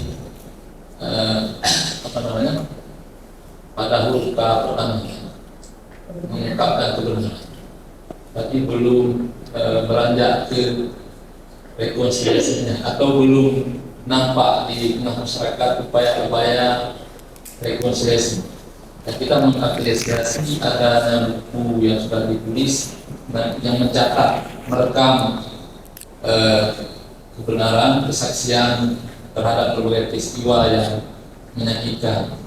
Dan itulah kalau kita baca buku ini, seperti yang disampaikan oleh Pak Prof tadi, mungkin sebagai kita akan naik kembali calon. Jadi harusnya buku ini juga perlu ditulis lagi atau ada jilid kedua untuk menulis pola rekonsiliasinya. Seperti apa pola rekonsiliasi yang perlu dilakukan oleh masyarakat, atau paling kurang yang perlu mengungkapkan atau mendesignasi pola-pola rekonsiliasi yang selama ini sudah berhasil terjadi dengan masyarakat. Ini yang belum dipublikasi oleh KKR. Cuman baru mengungkapkan sejumlah peristiwa-peristiwa kelam di masa lalu. Saya pikir ini sangat penting karena kita ingin melihat melangkah ke masa depan yang lebih bersemangat agar tidak terkungkung terjerat dengan masa lalu yang kelam itu. Jadi kurun waktu 20 tahun atau hampir 20 tahun ya, mungkin tahun 2005 nanti 2025 telah ulang tahun perdamaian Aceh yang ke-20. Ini KKR perlu menyiapkan kado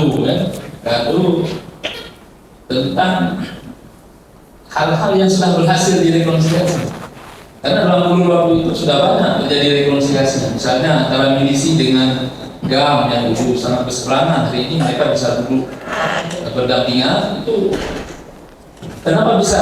Nah ini belum dicatat oleh KKN. Saya pikir ini belum dicatat. Bagaimana mereka bisa yang dulunya saling kejar-kejaran, saling mencari-cari, atau antara aparat dengan korban yang sudah berhasil merawat atau melakukan rekonsiliasi. Itu seperti apa prosesnya sehingga itu bisa berhasil. Nah ini perlu diungkapkan juga kasus-kasus tentang keberhasilan rekonsiliasi itu, agar itu juga bisa dipelajari oleh orang-orang yang mungkin sampai hari ini belum bisa bersama yang disampaikan oleh Prof. tadi ketika melihat aparat keamanan ataupun yang berbaju oranye masih tergambar di pikirannya sebuah peristiwa yang menyakitkan itu. Karena saya juga kalau dibilang korban atau apa, tapi saya merasakan sendiri bagaimana suasana kelam itu. Karena saat-saat saya usia SMA itu banyak sekali peristiwa di kampung saya yang sangat menakutkan gitu. Karena ada jaga malam dan sebagainya. Dan juga di masa-masa saya kuliah, terutama di tahun 99 sampai 2001 itu saya kalau pulang kampung tidak bisa berlama-lama karena harus melapor setiap hari ke pos tangkis TNI yang kadang-kadang dicurigai dan macam-macam, sehingga dalam beberapa kali saya pulang kampung itu waktu balik pernah juga mendapatkan perlakuan kekerasan, apakah kena pukul atau kena denda itu karena saat operasi saat sleeping kan? Itu kalau bukan GAM pasti mahasiswa sasaran kekerasan pada zaman itu. Karena kalau kita bilang kalau dicari GAM, kan bangga ada mahasiswa pertama dipukul ini sama juga katanya tujuan referendum bagian dari mereka. Jadi itu peristiwa-peristiwa itu saya pikir memang perlu diungkapkan, tapi perlu ditawarkan jalan rekonsiliasi yang bermartabat tadi. Itu polanya seperti apa? Dan yang sudah berhasil apa yang sudah sehingga bisa berhasil itu seperti apa prosesnya. Nah ini saya pikir perlu diungkapkan juga oleh pihak KKR, dan kalau mungkin selama ini kerja KKR masih senyap, saya pikir ke depan kasus-kasus sukses rekonsiliasi itu yang perlu dikasih, perlu disampaikan ke publik. Wah ini loh antara sini sudah berhasil rekonsiliasi dan prosesnya seperti ini. Dan saya pikir ini penting untuk dipublis, ditonjolkan publik sehingga nampak kerja-kerja KKR itu sudah melangkah ke arah yang lebih baik lagi. Saya pikir itu saja dari saya. Dan Assalamualaikum warahmatullahi wabarakatuh. Itu kayak success story lah ya. Jadi jangan cerita-cerita yang sedih terus gitu ya. Yang pasti yang pola rekonsiliasi yang sudah lancar itu Pak Dayan adalah koalisi antara mantan kombatan dengan partai-partai politik nasional yang berbasis tentara gitu ya. Itu sudah rekonsiliasi mereka itu ya. Pilkada itu udah sesama mereka itu ya. Nah, tapi yang korban itu loh, itu yang bagaimana? Jadi pola rekonsiliasi barangkali sudah jadi ini tadi apa sebentar ya. Jadi buku nanti yang setelah periode ini lebih paten lagi, ada pola-pola rekonsiliasi gitu. Ini ide yang menarik dari Pak Dayan ya. Silakan, nama saya lupa. Bismillahirrahmanirrahim. Assalamualaikum warahmatullahi wabarakatuh. Assalamualaikum. Allahumma shalli ala sayyidina Muhammad wa ala ali sayyidina Muhammad. Yang sebelumnya perkenalkan nama saya Maharani, alumni pasca sarjana IAIN Masa yang alhamdulillah baru selesai wisuda beberapa minggu yang lalu. Oh, udah master. Master. Dan alhamdulillah juga dalam mohon maaf juga mungkin untuk suara saya hari ini kurang enak didengar karena memang keadaan hari ini kurang sehat. Namun karena semangat kita yang tinggi dalam mengkaji ilmu yang saya sempatkan dan saya kuatkan untuk hadir. Jadi kasih hapus untuk saya. Gimana?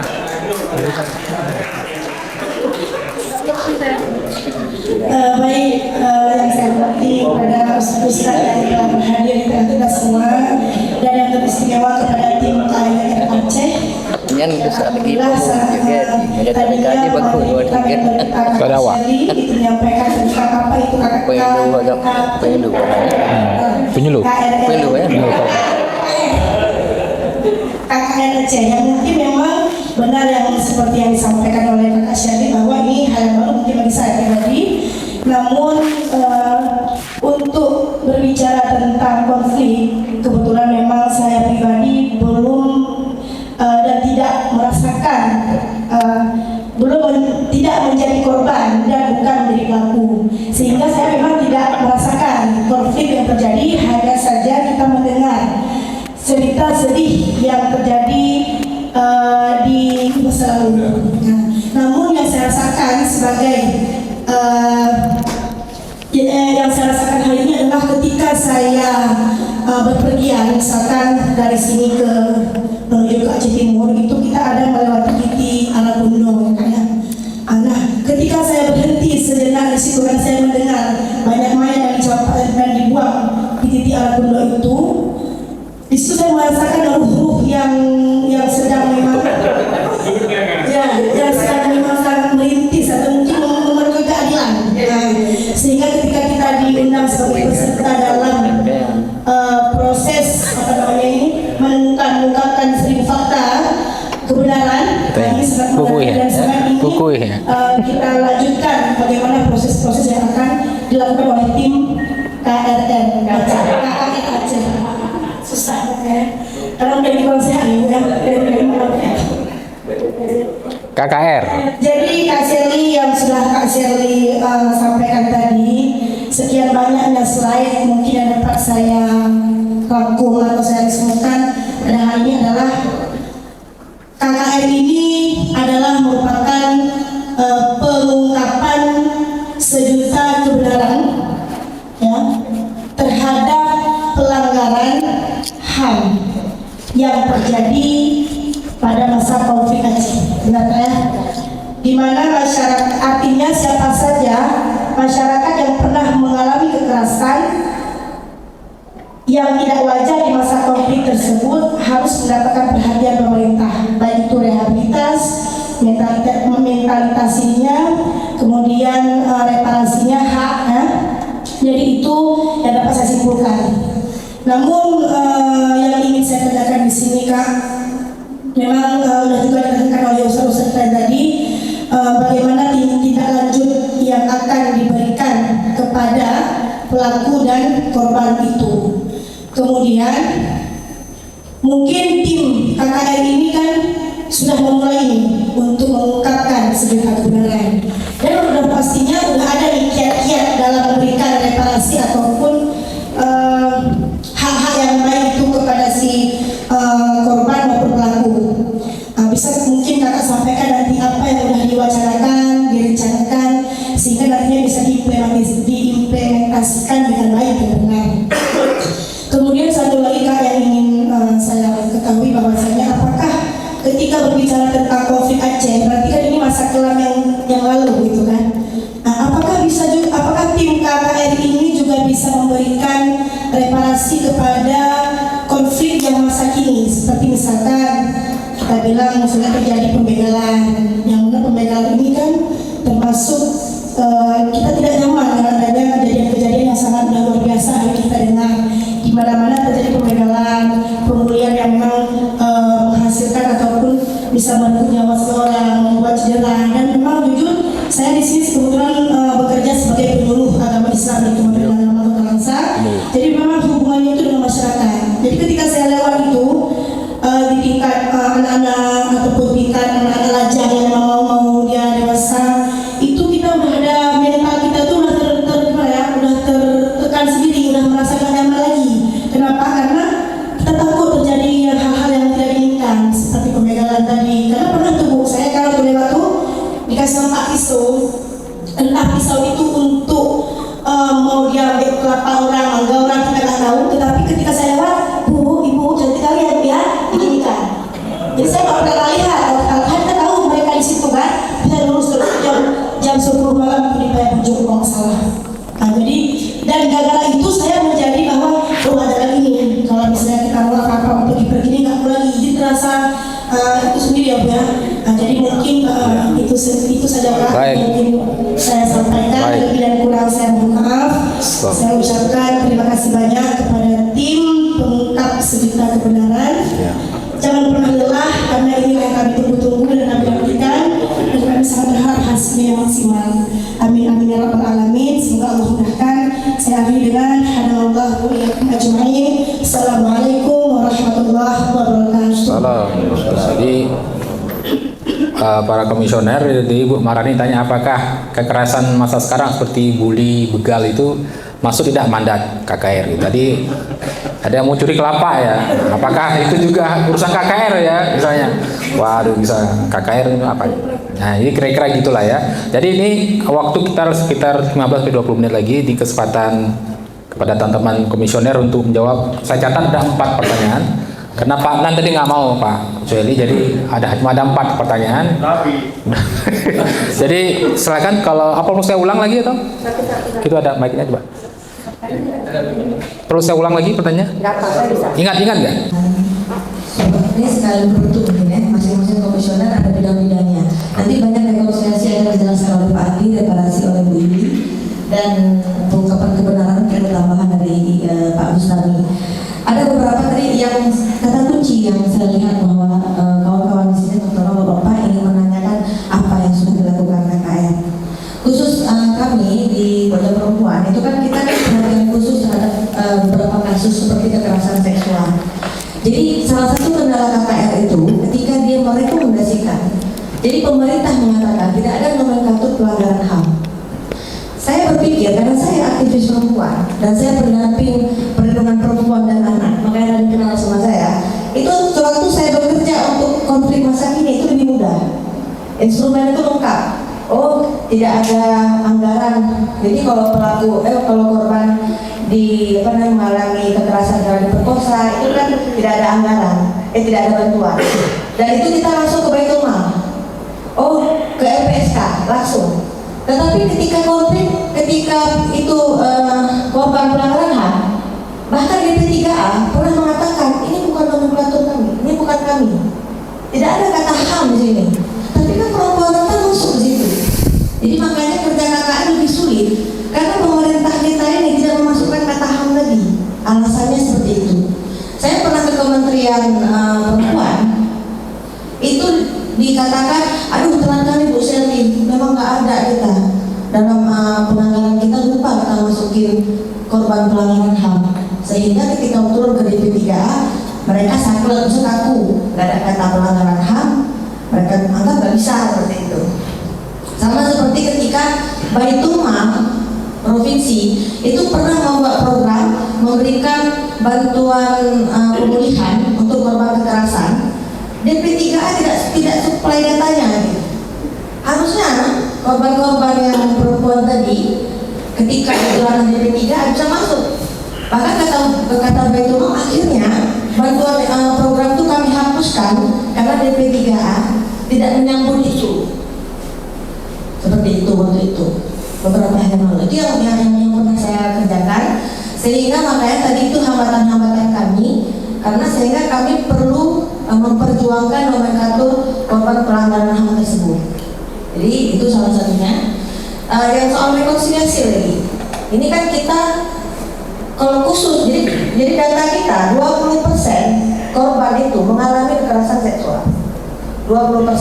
Jadi kekerasan seksual dijadikan salah satu jenis penyiksaan yang dianggap cukup ampuh untuk menteror pada saat itu. Jadi karena dianggap suaminya gagal, maka istrinya diperkosa, nggak diperkosa, ibunya diperkosa, seperti itu. Atau karena itu dianggap menjatuhkan harkat martabat pria, maka pria itu ditelanjangi, diarak, ditampung, disetrum kemauannya, lalu sampai saat ini dia tidak bisa alat produksinya itu sudah tidak berfungsi. Itu pernah di Sungai Pau saya jumpai, dibilang keluarganya begini, abang saya waktu itu masih remaja. Sekarang dia berkali-kali minta kami melamar anak perempuan yang dia suka. Bagaimana keluarga mau melamar sementara reproduksi dia sudah tidak berfungsi lagi. Lalu dia bertanya, gimana caranya ya kak sembuhnya? Kan itu salah satu imbasnya, gitu kan. Dan rekonsiliasi untuk korban kekerasan seksual tidak boleh ada. Karena dalam prinsip rekonsiliasi korban kekerasan seksual itu tidak boleh seperti itu, tidak boleh dimaafkan ya pelakunya. Itu bagian pelanggaran HAM yang berat. Tapi ini PR-nya gitu. Karena hari ini anak-anak yang dulu korban perkosaan sudah besar. Mereka bertanya bagaimana proses mereka menikah nanti. Jadi itu pernah juga kita buat panduan reparasinya, dan itu yang pernah kita bahas dengan Majelis Adat dan NPU. Nanti ayahnya bagaimana? Siapa yang akan menikahi dia? Menikahkannya seperti itu. Jadi itu beberapa PR kita yang memang kita akan terus bersinergi meminta pendapat-pendapat dari akademisi, dari majelis adat, ya, tokoh adat dan tokoh agama untuk menyelesaikan PR pelanggaran HAM ini. Karena ketahuilah ada beberapa kasus kekerasan seksual di masa kini itu rupanya warisan dari masa lalu. Pernah di Benar Meriah ada kasus anak kecil diperkosa, anak umur 7 tahun, pas kita cross check dibilang ibunya ternyata korban konflik. Artinya dari masa lalu itu bisa kita lihat ketika tidak kita selesaikan maka dia akan berimbas di masa kini. Pertanyaan apakah pelanggaran HAM di masa kini bisa dilakukan di atas oleh KKR? Tidak, karena KKR dikunci dengan konflik bersenjata di Aceh. Selanjutnya saya bisa menjelaskan untuk teman saya. Baik, terima kasih. Bismillahirrahmanirrahim. Assalamualaikum warahmatullahi wabarakatuh. Alhamdulillahirrahmanirrahim. Wassalatu wassalamu ala asyrofil anbiya'i wal mursalin wa ala alihi washabbihi ajmain. Pegang aja. Boleh. Untuk mempersingkat waktu karena tadi host juga sudah mengingatkan waktunya tinggal sedikit lagi. Jadi segala penghormatan bagi guru-guru kami saya persandingkan kepada pembicara yang sudah berbicara sebelumnya. Baik, saya sudah mencatat beberapa pertanyaan yang mungkin nanti kalau memang ini bisa ditambahkan oleh rekan saya. Yang pertama dari Pak Prof. Zulkarnain yang saya catat bagaimana nanti ketika sejarah ini kita generasi itu mengungkit sejarah masa lalu itu membuat kita susah bangkit, atau kata lain yang sering berseliweran adalah mengungkap kebenaran itu sama dengan mengungkit luka lama. Nah, justru inilah sebenarnya yang akan dijelaskan oleh KKR. Pentingnya hak atas kebenaran, pengungkapan kebenaran ini adalah pembelajaran bagi generasi kita setelahnya, bahwa konflik yang pernah terjadi di Aceh yang begitu besar di masa lalu itu punya dampak yang sangat besar dan berkepanjangan hingga sekarang, sehingga itu membuat generasi ke depan atau para pemangku kebijakan supaya konflik ini tidak terulang lagi. Dan itu juga bagian dari reparasi adalah menjamin ketidakberulangan. Kenapa saya sampaikan begitu? Karena ketika kita bicara konflik yang sangat panjang itu, Aceh mengalami 3 dekade 30 tahun lebih konflik di Aceh itu, sehingga memberikan dampak hingga sekarang. Ada orang yang dibunuh, kehilangan orang tuanya, lalu dia tidak mendapatkan pendidikan. Hari ini anak-anak yang tidak mendapatkan pendidikan, tidak mendapatkan pekerjaan, maka pada akhirnya hari ini banyak orang-orang yang miskin itu akibat dia tidak punya pendidikan. Nah, konflik itu membawa dampak yang panjang pada hari ini. Begitu juga dengan orang-orang yang orang tuanya masih mengalami cacat fisik, mulai mengalami psikis yang sampai hari ini akibat dia disiksa di masa lalu. Bahkan ODGJ yang ada di rumah sakit hari ini banyak yang mengalami akibat dari penyiksaan yang dirasakan di masa lalu. Pembakaran harta, perusahaan harta benda, membuat semua usaha-usaha di masa lalu hilang, sehingga membuat kemiskinan di hari ini itu ada. Itulah sebenarnya dampak-dampak yang dialami di masa lalu, termasuk korban-korban yang dialami oleh laki-laki, sehingga membuat para perempuan mencari nafkah utama pada hari ini. Nah, itu sebenarnya kalau kita melihat lebih panjang, kenapa di Aceh masih tinggi angka kemiskinan?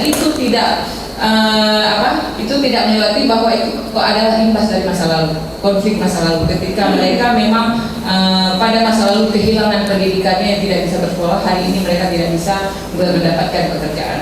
Nah, itu satu jawaban mungkin yang bisa menjawab bahwa penting sejarah konflik ini ada menjadi pendidikan atau masuk dalam kurikulum pendidikan, supaya ini diketahui bahwa dengan mengungkap sejarah atau mengungkap masa lalu itu bukanlah luka lama, tetapi itu memberikan pelajaran kepada generasi supaya kejadian-kejadian yang sangat luar biasa di masa lalu itu tidak lagi terulang, memberikan jaminan supaya itu tidak lagi terulang.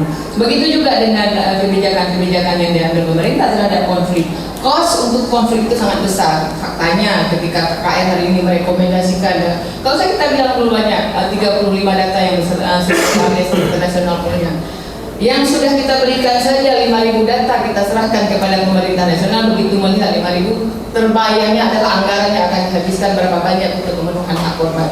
Nah, artinya kebijakan-kebijakan para pemangku kebijakan itu, para peran dalam mengambil kebijakan untuk memutuskan sebuah konflik atau darurat segala macam itu akan berdampak kepada anggaran negara. Kos untuk konflik itu sangat besar. Makanya ini menjadi pembelajaran sebenarnya bahwa sejarah konflik itu penting untuk kita masukkan ke dalam kurikulum supaya generasi-generasi selanjutnya tahu apa yang menjadi dampak dari konflik yang sangat berkepanjangan. Kemudian ada pertanyaan kedua dari Pak Zulfikar tadi, langkah-langkah rekomendasi apa yang sudah pernah dilakukan? Sepanjang perjalanan kerja KKN di 2019 kita pernah mengusulkan rekomendasi reklamasi mendesak kepada pemerintah Aceh sebanyak 245 orang. Nah, itu juga banyak hal kendala dan dinamika yang terjadi di pemerintah akibat tidak adanya mekanisme, skema pelaksanaan dan kebijakan-kebijakan, sehingga di 2019 kita usulkan pada masa itu masih almarhum Pak Fuadi ini posisi saya sebagai ketua komite reparasi adalah posisi beliau almarhum pada masa lalu, yang alhamdulillah waktu itu beliau berupaya keras untuk mengusulkan 245 orang ini kepada gubernur masa Pak Nova Iriansyah waktu itu. Di 2019 kita usulkan reparasi mendesak, 2020 baru itu dikeluarkan SK oleh gubernur, kemudian 2021 dibahas anggarannya, 2022 baru itu direalisasikan. Itu pun dengan skema bantuan sosial yang itu mendapat pro dan kontra dari publik. Mungkin dari masyarakat sipil ini tidak mendukung keadilan bagi korban. Karena apa? 10 juta yang diberikan oleh pemerintah itu tidak sesuai dengan rekomendasi KKR. Apa itu rekomendasi KKR? Nah, kita balik lagi bahwa rekomendasi reparasi ini sesuai dengan standar universal. Standar universal itu mungkin kawan-kawan bisa belajar dulu, bisa membaca Declaration Universal of Human Rights (DUHAM) yang waktu itu yang sudah disahkan di tanggal 10 Desember tahun 1948. Itu masyarakat dunia itu mendeklarasi secara universal tentang hak-hak dasar untuk pemenuhan hak korban, dan itu juga tertuang dalam Undang-Undang 1945 sebenarnya, bahwa negara ini punya tanggung jawab untuk penghormatan, pemenuhan dan perlindungan terhadap masyarakat. Nah, mungkin itu langkah-langkah yang sudah pernah dilakukan. Nah, selain itu KKR dalam merekomendasikan reparasi ini karena melihat ada dinamika atau kebijakan yang tidak ada di pemerintah dalam melaksanakan ini tidak sesuai dengan prinsip-prinsip reparasi, kita sudah berupaya untuk menyusun draft bagaimana ada kebijakan yang lahir untuk melaksanakan reparasi ini sesuai dengan prinsip reparasi, yaitu kita menyusun draft peraturan gubernur tentang pelaksanaan reparasi. Dan hari ini tahapannya sudah kita selesai dan sudah kita serahkan kepada BRA, karena KKR hari ini seperti yang disampaikan Bang Altaf ini banyak batasan-batasan. Yang pertama, secara kelembagaan kita masih belum berdiri dan masih berada di bawah BRA, maka segala sesuatu administrasi dan segala macam itu masih kita merujuk kepada BRA, dan itu tinggal gubernur tinggal menunggu surat dari BRA tentang draft pelaksanaan reparasi tadi. Nah, selain itu rekomendasi ini juga sudah kita serahkan ke tingkat nasional kepada Menko Polhukam, kemudian kepada KSP juga sudah kita serahkan, di tingkat provinsinya kepada gubernur, kepada DPRA juga kita serahkan, bahkan di tingkat pemerintah kabupaten kota kita sudah menyerahkan seluruh rekomendasi itu. Nah, untuk ini kita berharap rekomendasi-rekomendasi ini masuk dalam setiap pembahasan anggaran. Karena apa? Karena ini sudah menjadi dokumen resmi pemerintah Aceh dan pusat, dan di dalam mandat kanun KKR juga bahwa pelaksanaan reparasi ini menjadi mandat pemerintah bagi pusat, provinsi, dan pemerintah kabupaten kota. Nah, selain itu seperti yang disampaikan Pak Zulkarnain tadi, KKR juga sudah berupaya melakukan komunikasi dan koordinasi dengan dinas-dinas, termasuk direktur normal Pak. Di tahun 2020 KKR pernah merekomendasikan 60 orang data KKR kepada Baitul Mal. Pasti itu mengikuti prosedur dan program yang ada di Baitul Mal. Pada saat itu Baitul Mal bekerja sama dengan KKR di MOU, ada program insidentil untuk masyarakat mustahik, masyarakat miskin. Walaupun secara data KKR tidak hanya mengambil untuk masyarakat miskin, untuk korban pelanggaran HAM, tetapi karena memang mengikuti prosedur Baitul Mal itu harus mustahik, ya kita memberikan 60 orang yang betul-betul dalam kondisi miskin ke Baitul Mal, dan alhamdulillah itu mendapat bantuan 3 juta per orang. Jadi upaya-upaya pragmatis juga dilakukan oleh KKR untuk jangka pendek, termasuk bekerja sama dengan CSA. Di Aceh Besar seorang perempuan dari data korban juga mendapatkan rumah waktu itu. Itu CSA dari bekerja sama dengan Bank Aceh dan Yayasan Cet Langit. Jadi Fadil mungkin akan pernah dengar. Jadi ada satu perempuan korban kekerasan seksual waktu itu dari Aceh Besar juga sudah mendapatkan rumah. Itu mungkin bisa menjadi acuan atau model-model reparasi yang nantinya itu akan menjadi model baku bagi KKR, bahwa ada pendekatan-pendekatan yang akan dilakukan untuk rekomendasi KKR, baik itu di tingkat program-program pemerintah maupun bekerjasama dengan CSR. Dan hari ini KKR juga sedang menyusun model reparasi. Kemudian untuk selanjutnya pertanyaan dari siapa tadi, Prof.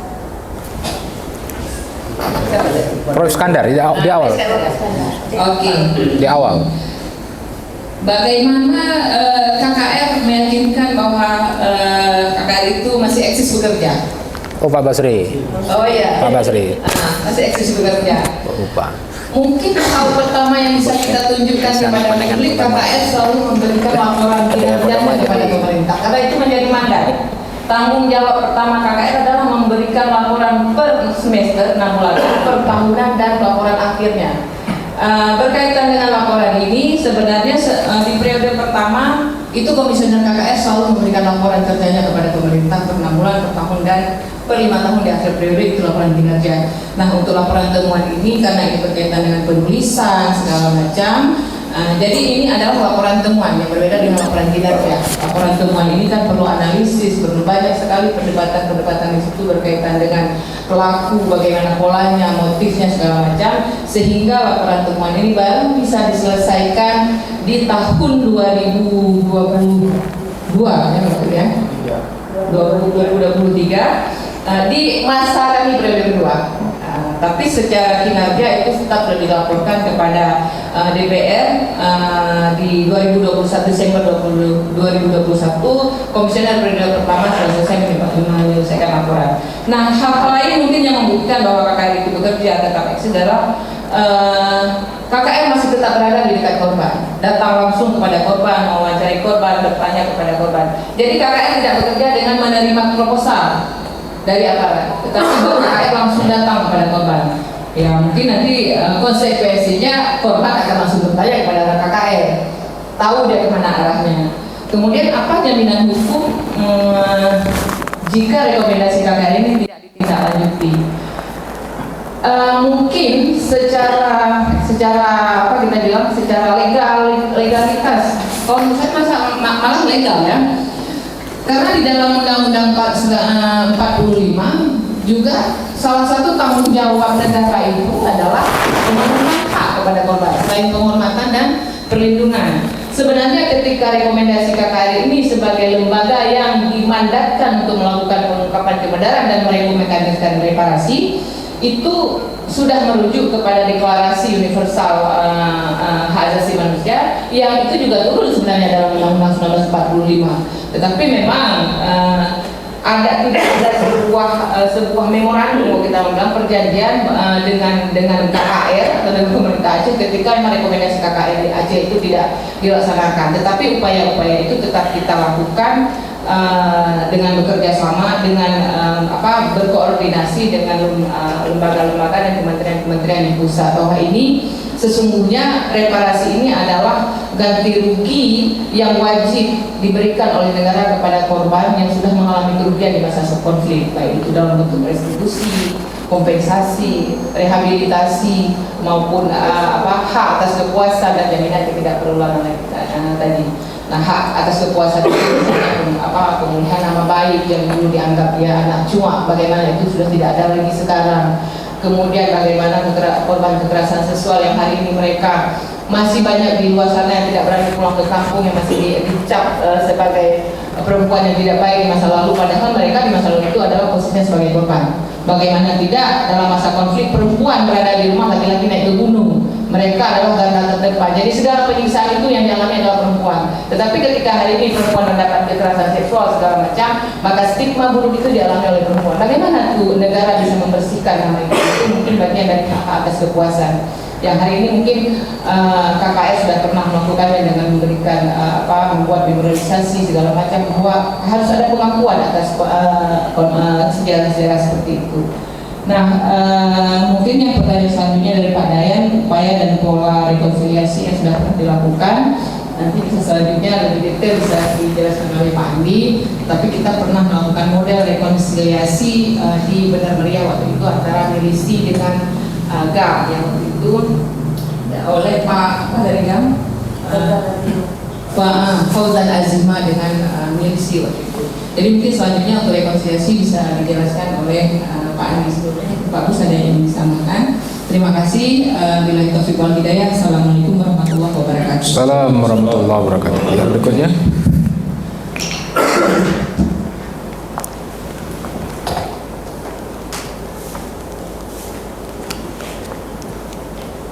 Di ini aja di tutup kuping ya. Assalamualaikum warahmatullahi wabarakatuh. Assalamualaikum. Terima kasih yang saya hormati Bapak Ibu sekalian. Saya tidak menyebutkan satu persatu karena tadi memang kita sepakat bahwa jam 12 kita closing. Kemudian ada beberapa yang ingin saya tanggapi dari pertanyaan Bapak Ibu, karena tadi juga sudah dijelaskan banyak juga oleh Bu Syari dan Bu Yuli. Kemudian yang pertama, saya akan mulai dari mandat KKR sebenarnya, biar nanti kita tidak salah paham sebenarnya apa itu mandat KKR. Yang pertama saya mulai dengan mandat KKR itu sebenarnya 3. Yang pertama, merawat perdamaian melalui pengambilan pernyataan, dan itu memang sudah kita lakukan di periode yang lalu. 5.194 pernyataan yang sudah dikumpul, dan tahun ini itu juga sedang kita lakukan 1.200 pernyataan, dan itu sudah kita lakukan, dan insya Allah akan berakhir di September, karena ini sudah masuk sampai angka 800 sekian. Itu yang sudah masuk di hampir di seluruh kabupaten kota. Di Langsa juga ada tim kita yang ada di Langsa 1 orang, kemudian di Aceh Timur ada 6 orang petugas pengambilan pernyataan. Karena KKR selain juga ada komisioner, kemudian ada anggota Pokja, juga ada semacam volunteer ataupun tim mengambil pernyataan di kabupaten. Yang kedua, setelah pengambilan pernyataan, baru kemudian ada rekonsiliasi dan preparasi. Kemudian tadi juga ada disebutkan soal misalkan di laporan temuan ada kekurangan, dan kami akui memang di laporan temuan itu ada banyak kekurangan, dan mudah-mudahan kekurangan ini akan kami perbaiki di periode selanjutnya. Walaupun laporan temuan ini adalah yang sudah dilakukan kerjanya itu dari periode yang lalu, tapi finishnya di periode ini. Dan alhamdulillah dengan semangat dan komitmen kita bersama, ini sudah bisa kita launching laporan temuan, seperti yang Bapak Ibu lihat. Nanti ada PDF-nya juga bisa di download di website KKR Aceh.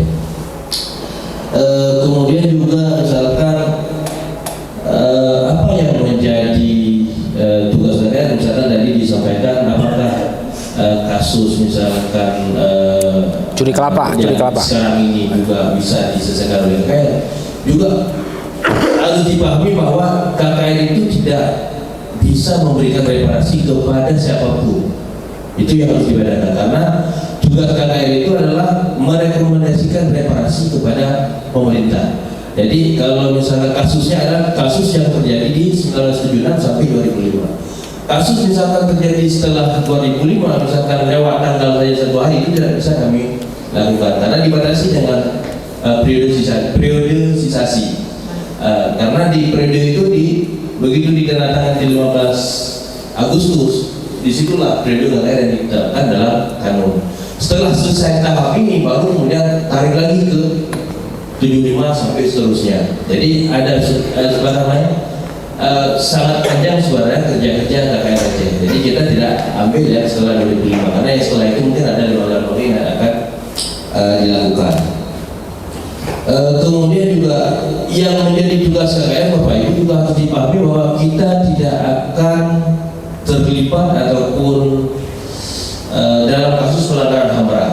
Nah, jadi itu harus juga kita bisa bedakan bahwa kemudian pertanyaannya bagaimana yang dimaksud dengan pelanggaran HAM berat. Jadi KKR Aceh fokusnya adalah pada kasus-kasus pelanggaran HAM saja ya, tidak disebutkan bahwa HAM ringan, HAM setengah atau seperti apa, tapi lebih kepada HAM. Kalau pelanggaran HAM berat itu diatur dalam undang-undang yang melakukan, yang melabelkan bahwa kasus ini adalah pelanggaran HAM berat itu Komnas HAM. KKR tidak punya wewenang untuk menyatakan bahwa ini kasus pelanggaran HAM berat atau seperti apa. KKR tidak punya wewenang ke sana, tapi itu adalah hak dan tugas dari Komnas HAM. Maka oleh karena itu misalkan di 3 kasus yang kick off yang dilakukan oleh Presiden Jokowi itu juga sudah dinyatakan oleh Komnas HAM di pertamanya, kemudian bahwa di Aceh ada 13 kasus, kemudian diserahkan kepada Kejaksaan untuk ditindaklanjuti. Kemudian karena berbagai pertimbangan sambil menunggu proses persidangan dilakukanlah pemulihan melalui kick off yang dilakukan dan melibatkan belasan lembaga atau kementerian. Kemudian pertanyaannya adalah apakah misalkan tadi juga sempat saya dengar juga misalkan ada yang menyebutkan soal ini pelaku yang sekarang ini sampai kemana jangan juga KKR. Perlu juga harus dipahami bahwa KKR itu adalah lembaga non judisial. Jadi kita tidak ada kaitannya dengan bahwa misalnya kita akan kita teruskan di pengadilan, tidak. Karena lembaga KKR adalah non judisial. Karena prinsip dalam penyelesaian HAM itu 2 sebenarnya. Yang pertama melalui pengadilan, yang kedua non judisial. Karena walaupun kalau misalkan kita mau lihat di undang-undang nasional, kalau mau kita melalui non judisial, ada prosesnya.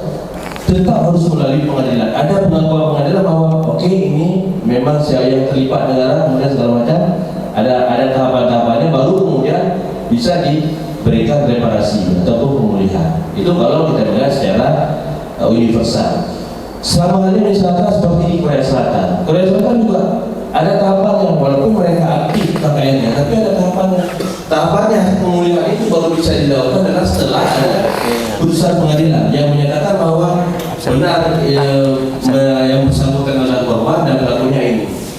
Kemudian kalau di KKR, kanun KKR mengambil terobosan sebenarnya. Kita di KKR itu pemberian reparasi tidak harus melalui tahapan pengadilan. Jadi begitu ada kasus pengadilan, ada dilakukan tahap awal adalah pengambilan pernyataan, dan pengambilan pernyataan ini adalah dilakukan melalui ataupun dari data dasar yang dilakukan, yang diserahkan ataupun yang disubmisi oleh CSU, oleh organisasi pegiat HAM kepada KKR Aceh. Itu data awal KKR Aceh melakukan pengambilan pernyataan. Karena KKR Aceh itu tidak lagi mencari data, tapi lebih kepada data yang sudah ada, kemudian kita verifikasi, kita ambil pernyataan korban, kemudian dianalisis apakah ini bisa direkonsiliasi juga direkonsiliasi sesuai dengan kebutuhan korban. Kemudian juga yang bisa melakukan rekomendasi reparasi seperti tadi juga sempat disinggung, apakah ada juga keterlibatan majelis lembaga adat itu seperti apa. Kalau berkaca ataupun melihat dari kanun KKR, karena juga KKR itu tidak bisa lompat dari aturan yang sudah diatur. Kita pegangan kita tetap kanun KKR Aceh. Di KKR Aceh itu disebutkan jelas bahwa yang menjalankan ataupun yang menjalankan reparasi itu adalah pemerintah. Dalam hal ini kalau misalkan pemerintah tidak sanggup ataupun apa alasannya, dengan pertimbangan-pertimbangan lain, pemerintah boleh menunjuk pihak ketiga, lembaga apapun bisa melakukan menjalankan reparasi. Karena seperti yang saya sampaikan tadi bahwa KKR itu tidak punya hak untuk menjalankan reparasi, tapi hanya merekomendasikan reparasi kepada pemerintah. Kemudian pemerintah boleh menunjuk lembaga yang berkaitan. Misalkan kalau misalnya untuk beasiswa anak korban pelanggaran HAM itu misalkan diteruskan kepada dinas pendidikan, ke PPSN dan lain sebagainya. Ada banyak saudara yang terlibat. Walaupun misalkan kalau misalnya kita lihat di Kanun Merah, ada salah satu tugas BRA itu menjalankan rekomendasi reparasi dari KKRC. Baik, bagus. Ada waktu tinggal 2 detik lagi. Berhubung juga waktu, kemudian satu lagi yang Boleh.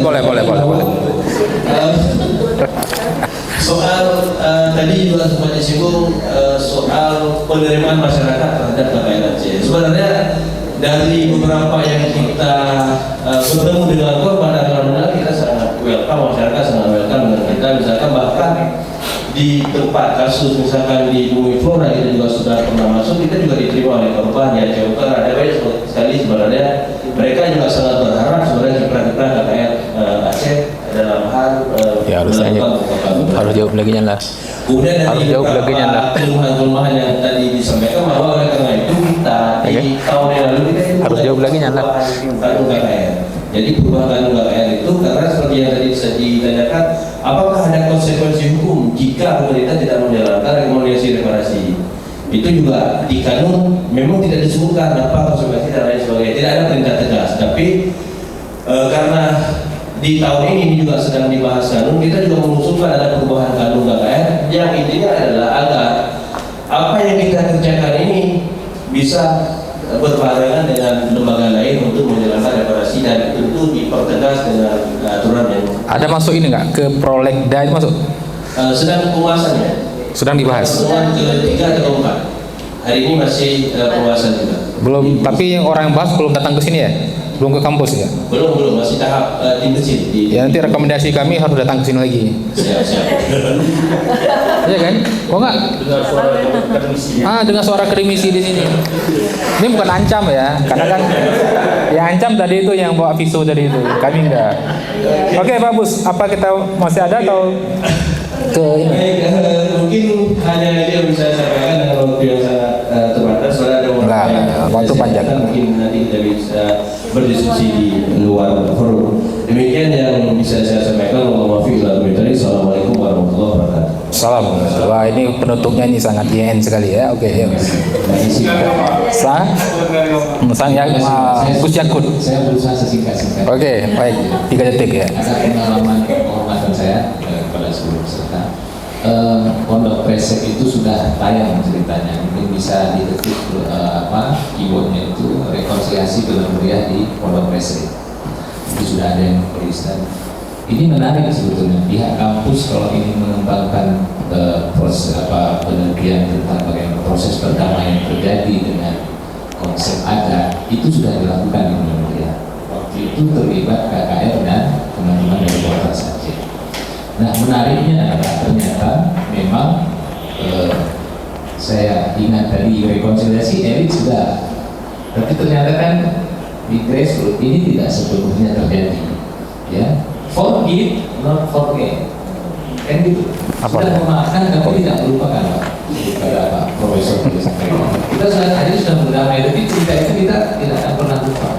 Nah, Pondok Presek itu teman-teman di kontras dan KKR waktu itu butuh waktu hampir 2 tahun lebih prosesnya, prakondisinya itu, dan itu terlibat antara milisi dan gerak, ya. Pak Tris, waktu Sutrisno yang juga mantan anggota dewan sudah beberapa periode di daerah tersebut, yang kebetulan pada 5 Juni 2001 adalah sebagai kepala desa di kampung itu, diserbu oleh pihak diserang oleh pihak GAM, waktu itu dikomandani oleh Bang Fauzan Azimah. Nah, sehingga begitu itu terjadi di 2022 kemarin, ternyata ceritanya adalah bahwa keinginan yang sangat kuat dari sosok Bang Fauzan Azimah sendiri. Jadi yang ingin saya sampaikan adalah bahwa rekonsiliasi yang terlibat dalam proses penanganan masalah itu harus memang willingness, keinginan dari si pelaku, harus ada itu dulu. Jadi kita tidak bisa seujuk-ujuk karena dia juga nggak bisa. Memang harus dia sudah berdamai dengan dirinya dan dia ingin menempuh itu. Nah, ketika kami dengar ceritanya, Bang Fauzan Azimah sendiri, dia merasa selama ini terjadi satu hal di batin yang tidak tenang gitu. Sehingga ketika beliau pulang ke Benar Meriah, ada satu hal yang selalu mengganjal mengingat peristiwa itu. Sehingga ketika bertemu dengan kontras waktu yang memang menjadi komandannya, yang jadi koordinatornya, yang melibatkan KKR, beliau sampaikan, saya ingin sekali pokoknya bagaimana caranya bisa saya bermaafkan dengan warga di Pondok Pesek. Karena korbannya waktu itu 5 orang, salah satunya anak-anak berusia 3 tahun dia yang kita wawancara itu dia menceritakan tengah malam sedang digedor dan mereka ditembaki. Ternyata nggak sadar ya karena kepala sekolahnya. Persis seperti cerita S30 Namanya tidak Irma. Digendong dalam dekapan, nggak bisa cerita. Kami pun, saya pun mau bercerita ini merinding nih, ya. Karena kita tidak mengalami, tapi apa yang diceritakan psikologis ibu yang, jadi kita bisa paham bagaimana dia proses mencekamnya malam itu, ditembaki, digendong, tanpa sadar terkena peluru di kepala anak. Jadi waktu kubur kopi di belakang tiba-tiba karena nggak ada lampu gelap, tiba-tiba ada cahaya mengalir darah dan tidak bisa diselamatkan lagi dia ceritanya. Nah, proses rekonsiliasi yang terjadi antara Pak Kris dan warga SD jadi Kampung Pesek dengan Fauzan Azimah itu juga pasang surutnya luar biasa. Dan yang paling momentum yang paling berharga itulah ketika mereka bersepakat untuk bertemu di tepian Danau Laut Tawar, salah satu kafe. Dan saya tidak, kadang kami tidak terlibat penuh, tapi waktu itu mereka bersepakat bertemu, walaupun mereka cerita yang fasilitator ini kontras, tegang juga kan, ini apa ini, kalau pukul-pukulan itu gimana tuh? Ternyata ya sesuatu keadilan terjadi. Mereka dengan dengan kerelaan hati bersalaman dan menumpahkan air mata pada saat momentum itu. Sehingga di 22 di tanggal 14 September Maret 2002 terjadilah kesepakatan dan mereka menandatangani sebuah surat di atas kertas bahwa tidak akan lagi mengingat peristiwa, sepakat untuk menjalin dan silaturahmi kembali dan supaya peristiwa itu tidak kembali terulang lagi. Dan Pak Kris, kepala desa, mengatakan sebetulnya kami bukan apa-apa, anak cucu kami supaya dia tidak dendam lagi, itu aja. Itu pengakuan Pak Kris kepala desa. Kami ingin kampung Sedia Jati ini sekarang sudah maju, sudah normal, bahkan ada keluarga kampung Sedia Jati itu juga sudah menikah dengan keluarga dari pihak agama, sudah begitu. Ya, sudah ada yang berbesanan. Ya, intinya adalah mereka tidak mau masa depan ini diingat kembali, kemudian dendam lagi seperti cerita Pak Ford tadi terkait kurikulum dan nah itu yang terjadi, kisah sukses seperti ini mungkin. Dan itu bisa di literasinya sudah ada, mungkin bisa. Intinya adalah rekonsiliasi yang difasilitasi oleh KKR harus datang dari si personal yang ingin direkonsiliasi. Demikian. Ya, itu Pondok Pesek itu tulisan atau video di YouTube? Kayaknya tulisan ya. Oh, oke. Oh ya. Bukunya pun sudah ada. Bisa diakses secara online ya. Oke. Demikian, mudah-mudahan cerita itu bermanfaat dan untuk kampus ini kita sangat berharap menjadi bagian dari mengawal keberlanjutan perdamaian yang ada di Aceh. Dan satu hal yang perlu kita syukuri Pak, di tengah nasional bubarkan KKR, Aceh malah melahirkan KKR. Jadi praktis hari ini satu-satunya KKR di Indonesia itu adanya di Aceh, bukan di Jakarta. Iya, di daerah modal lagi lah ya. Terima kasih. Assalamualaikum warahmatullahi wabarakatuh. Salam warahmatullahi. Kita berikan aplaus untuk kita hari ini yang sudah bicara banyak ya. Jadi pagi ada banyak pikiran-pikiran yang segar, yang bernas, yang penting untuk kita semua ya.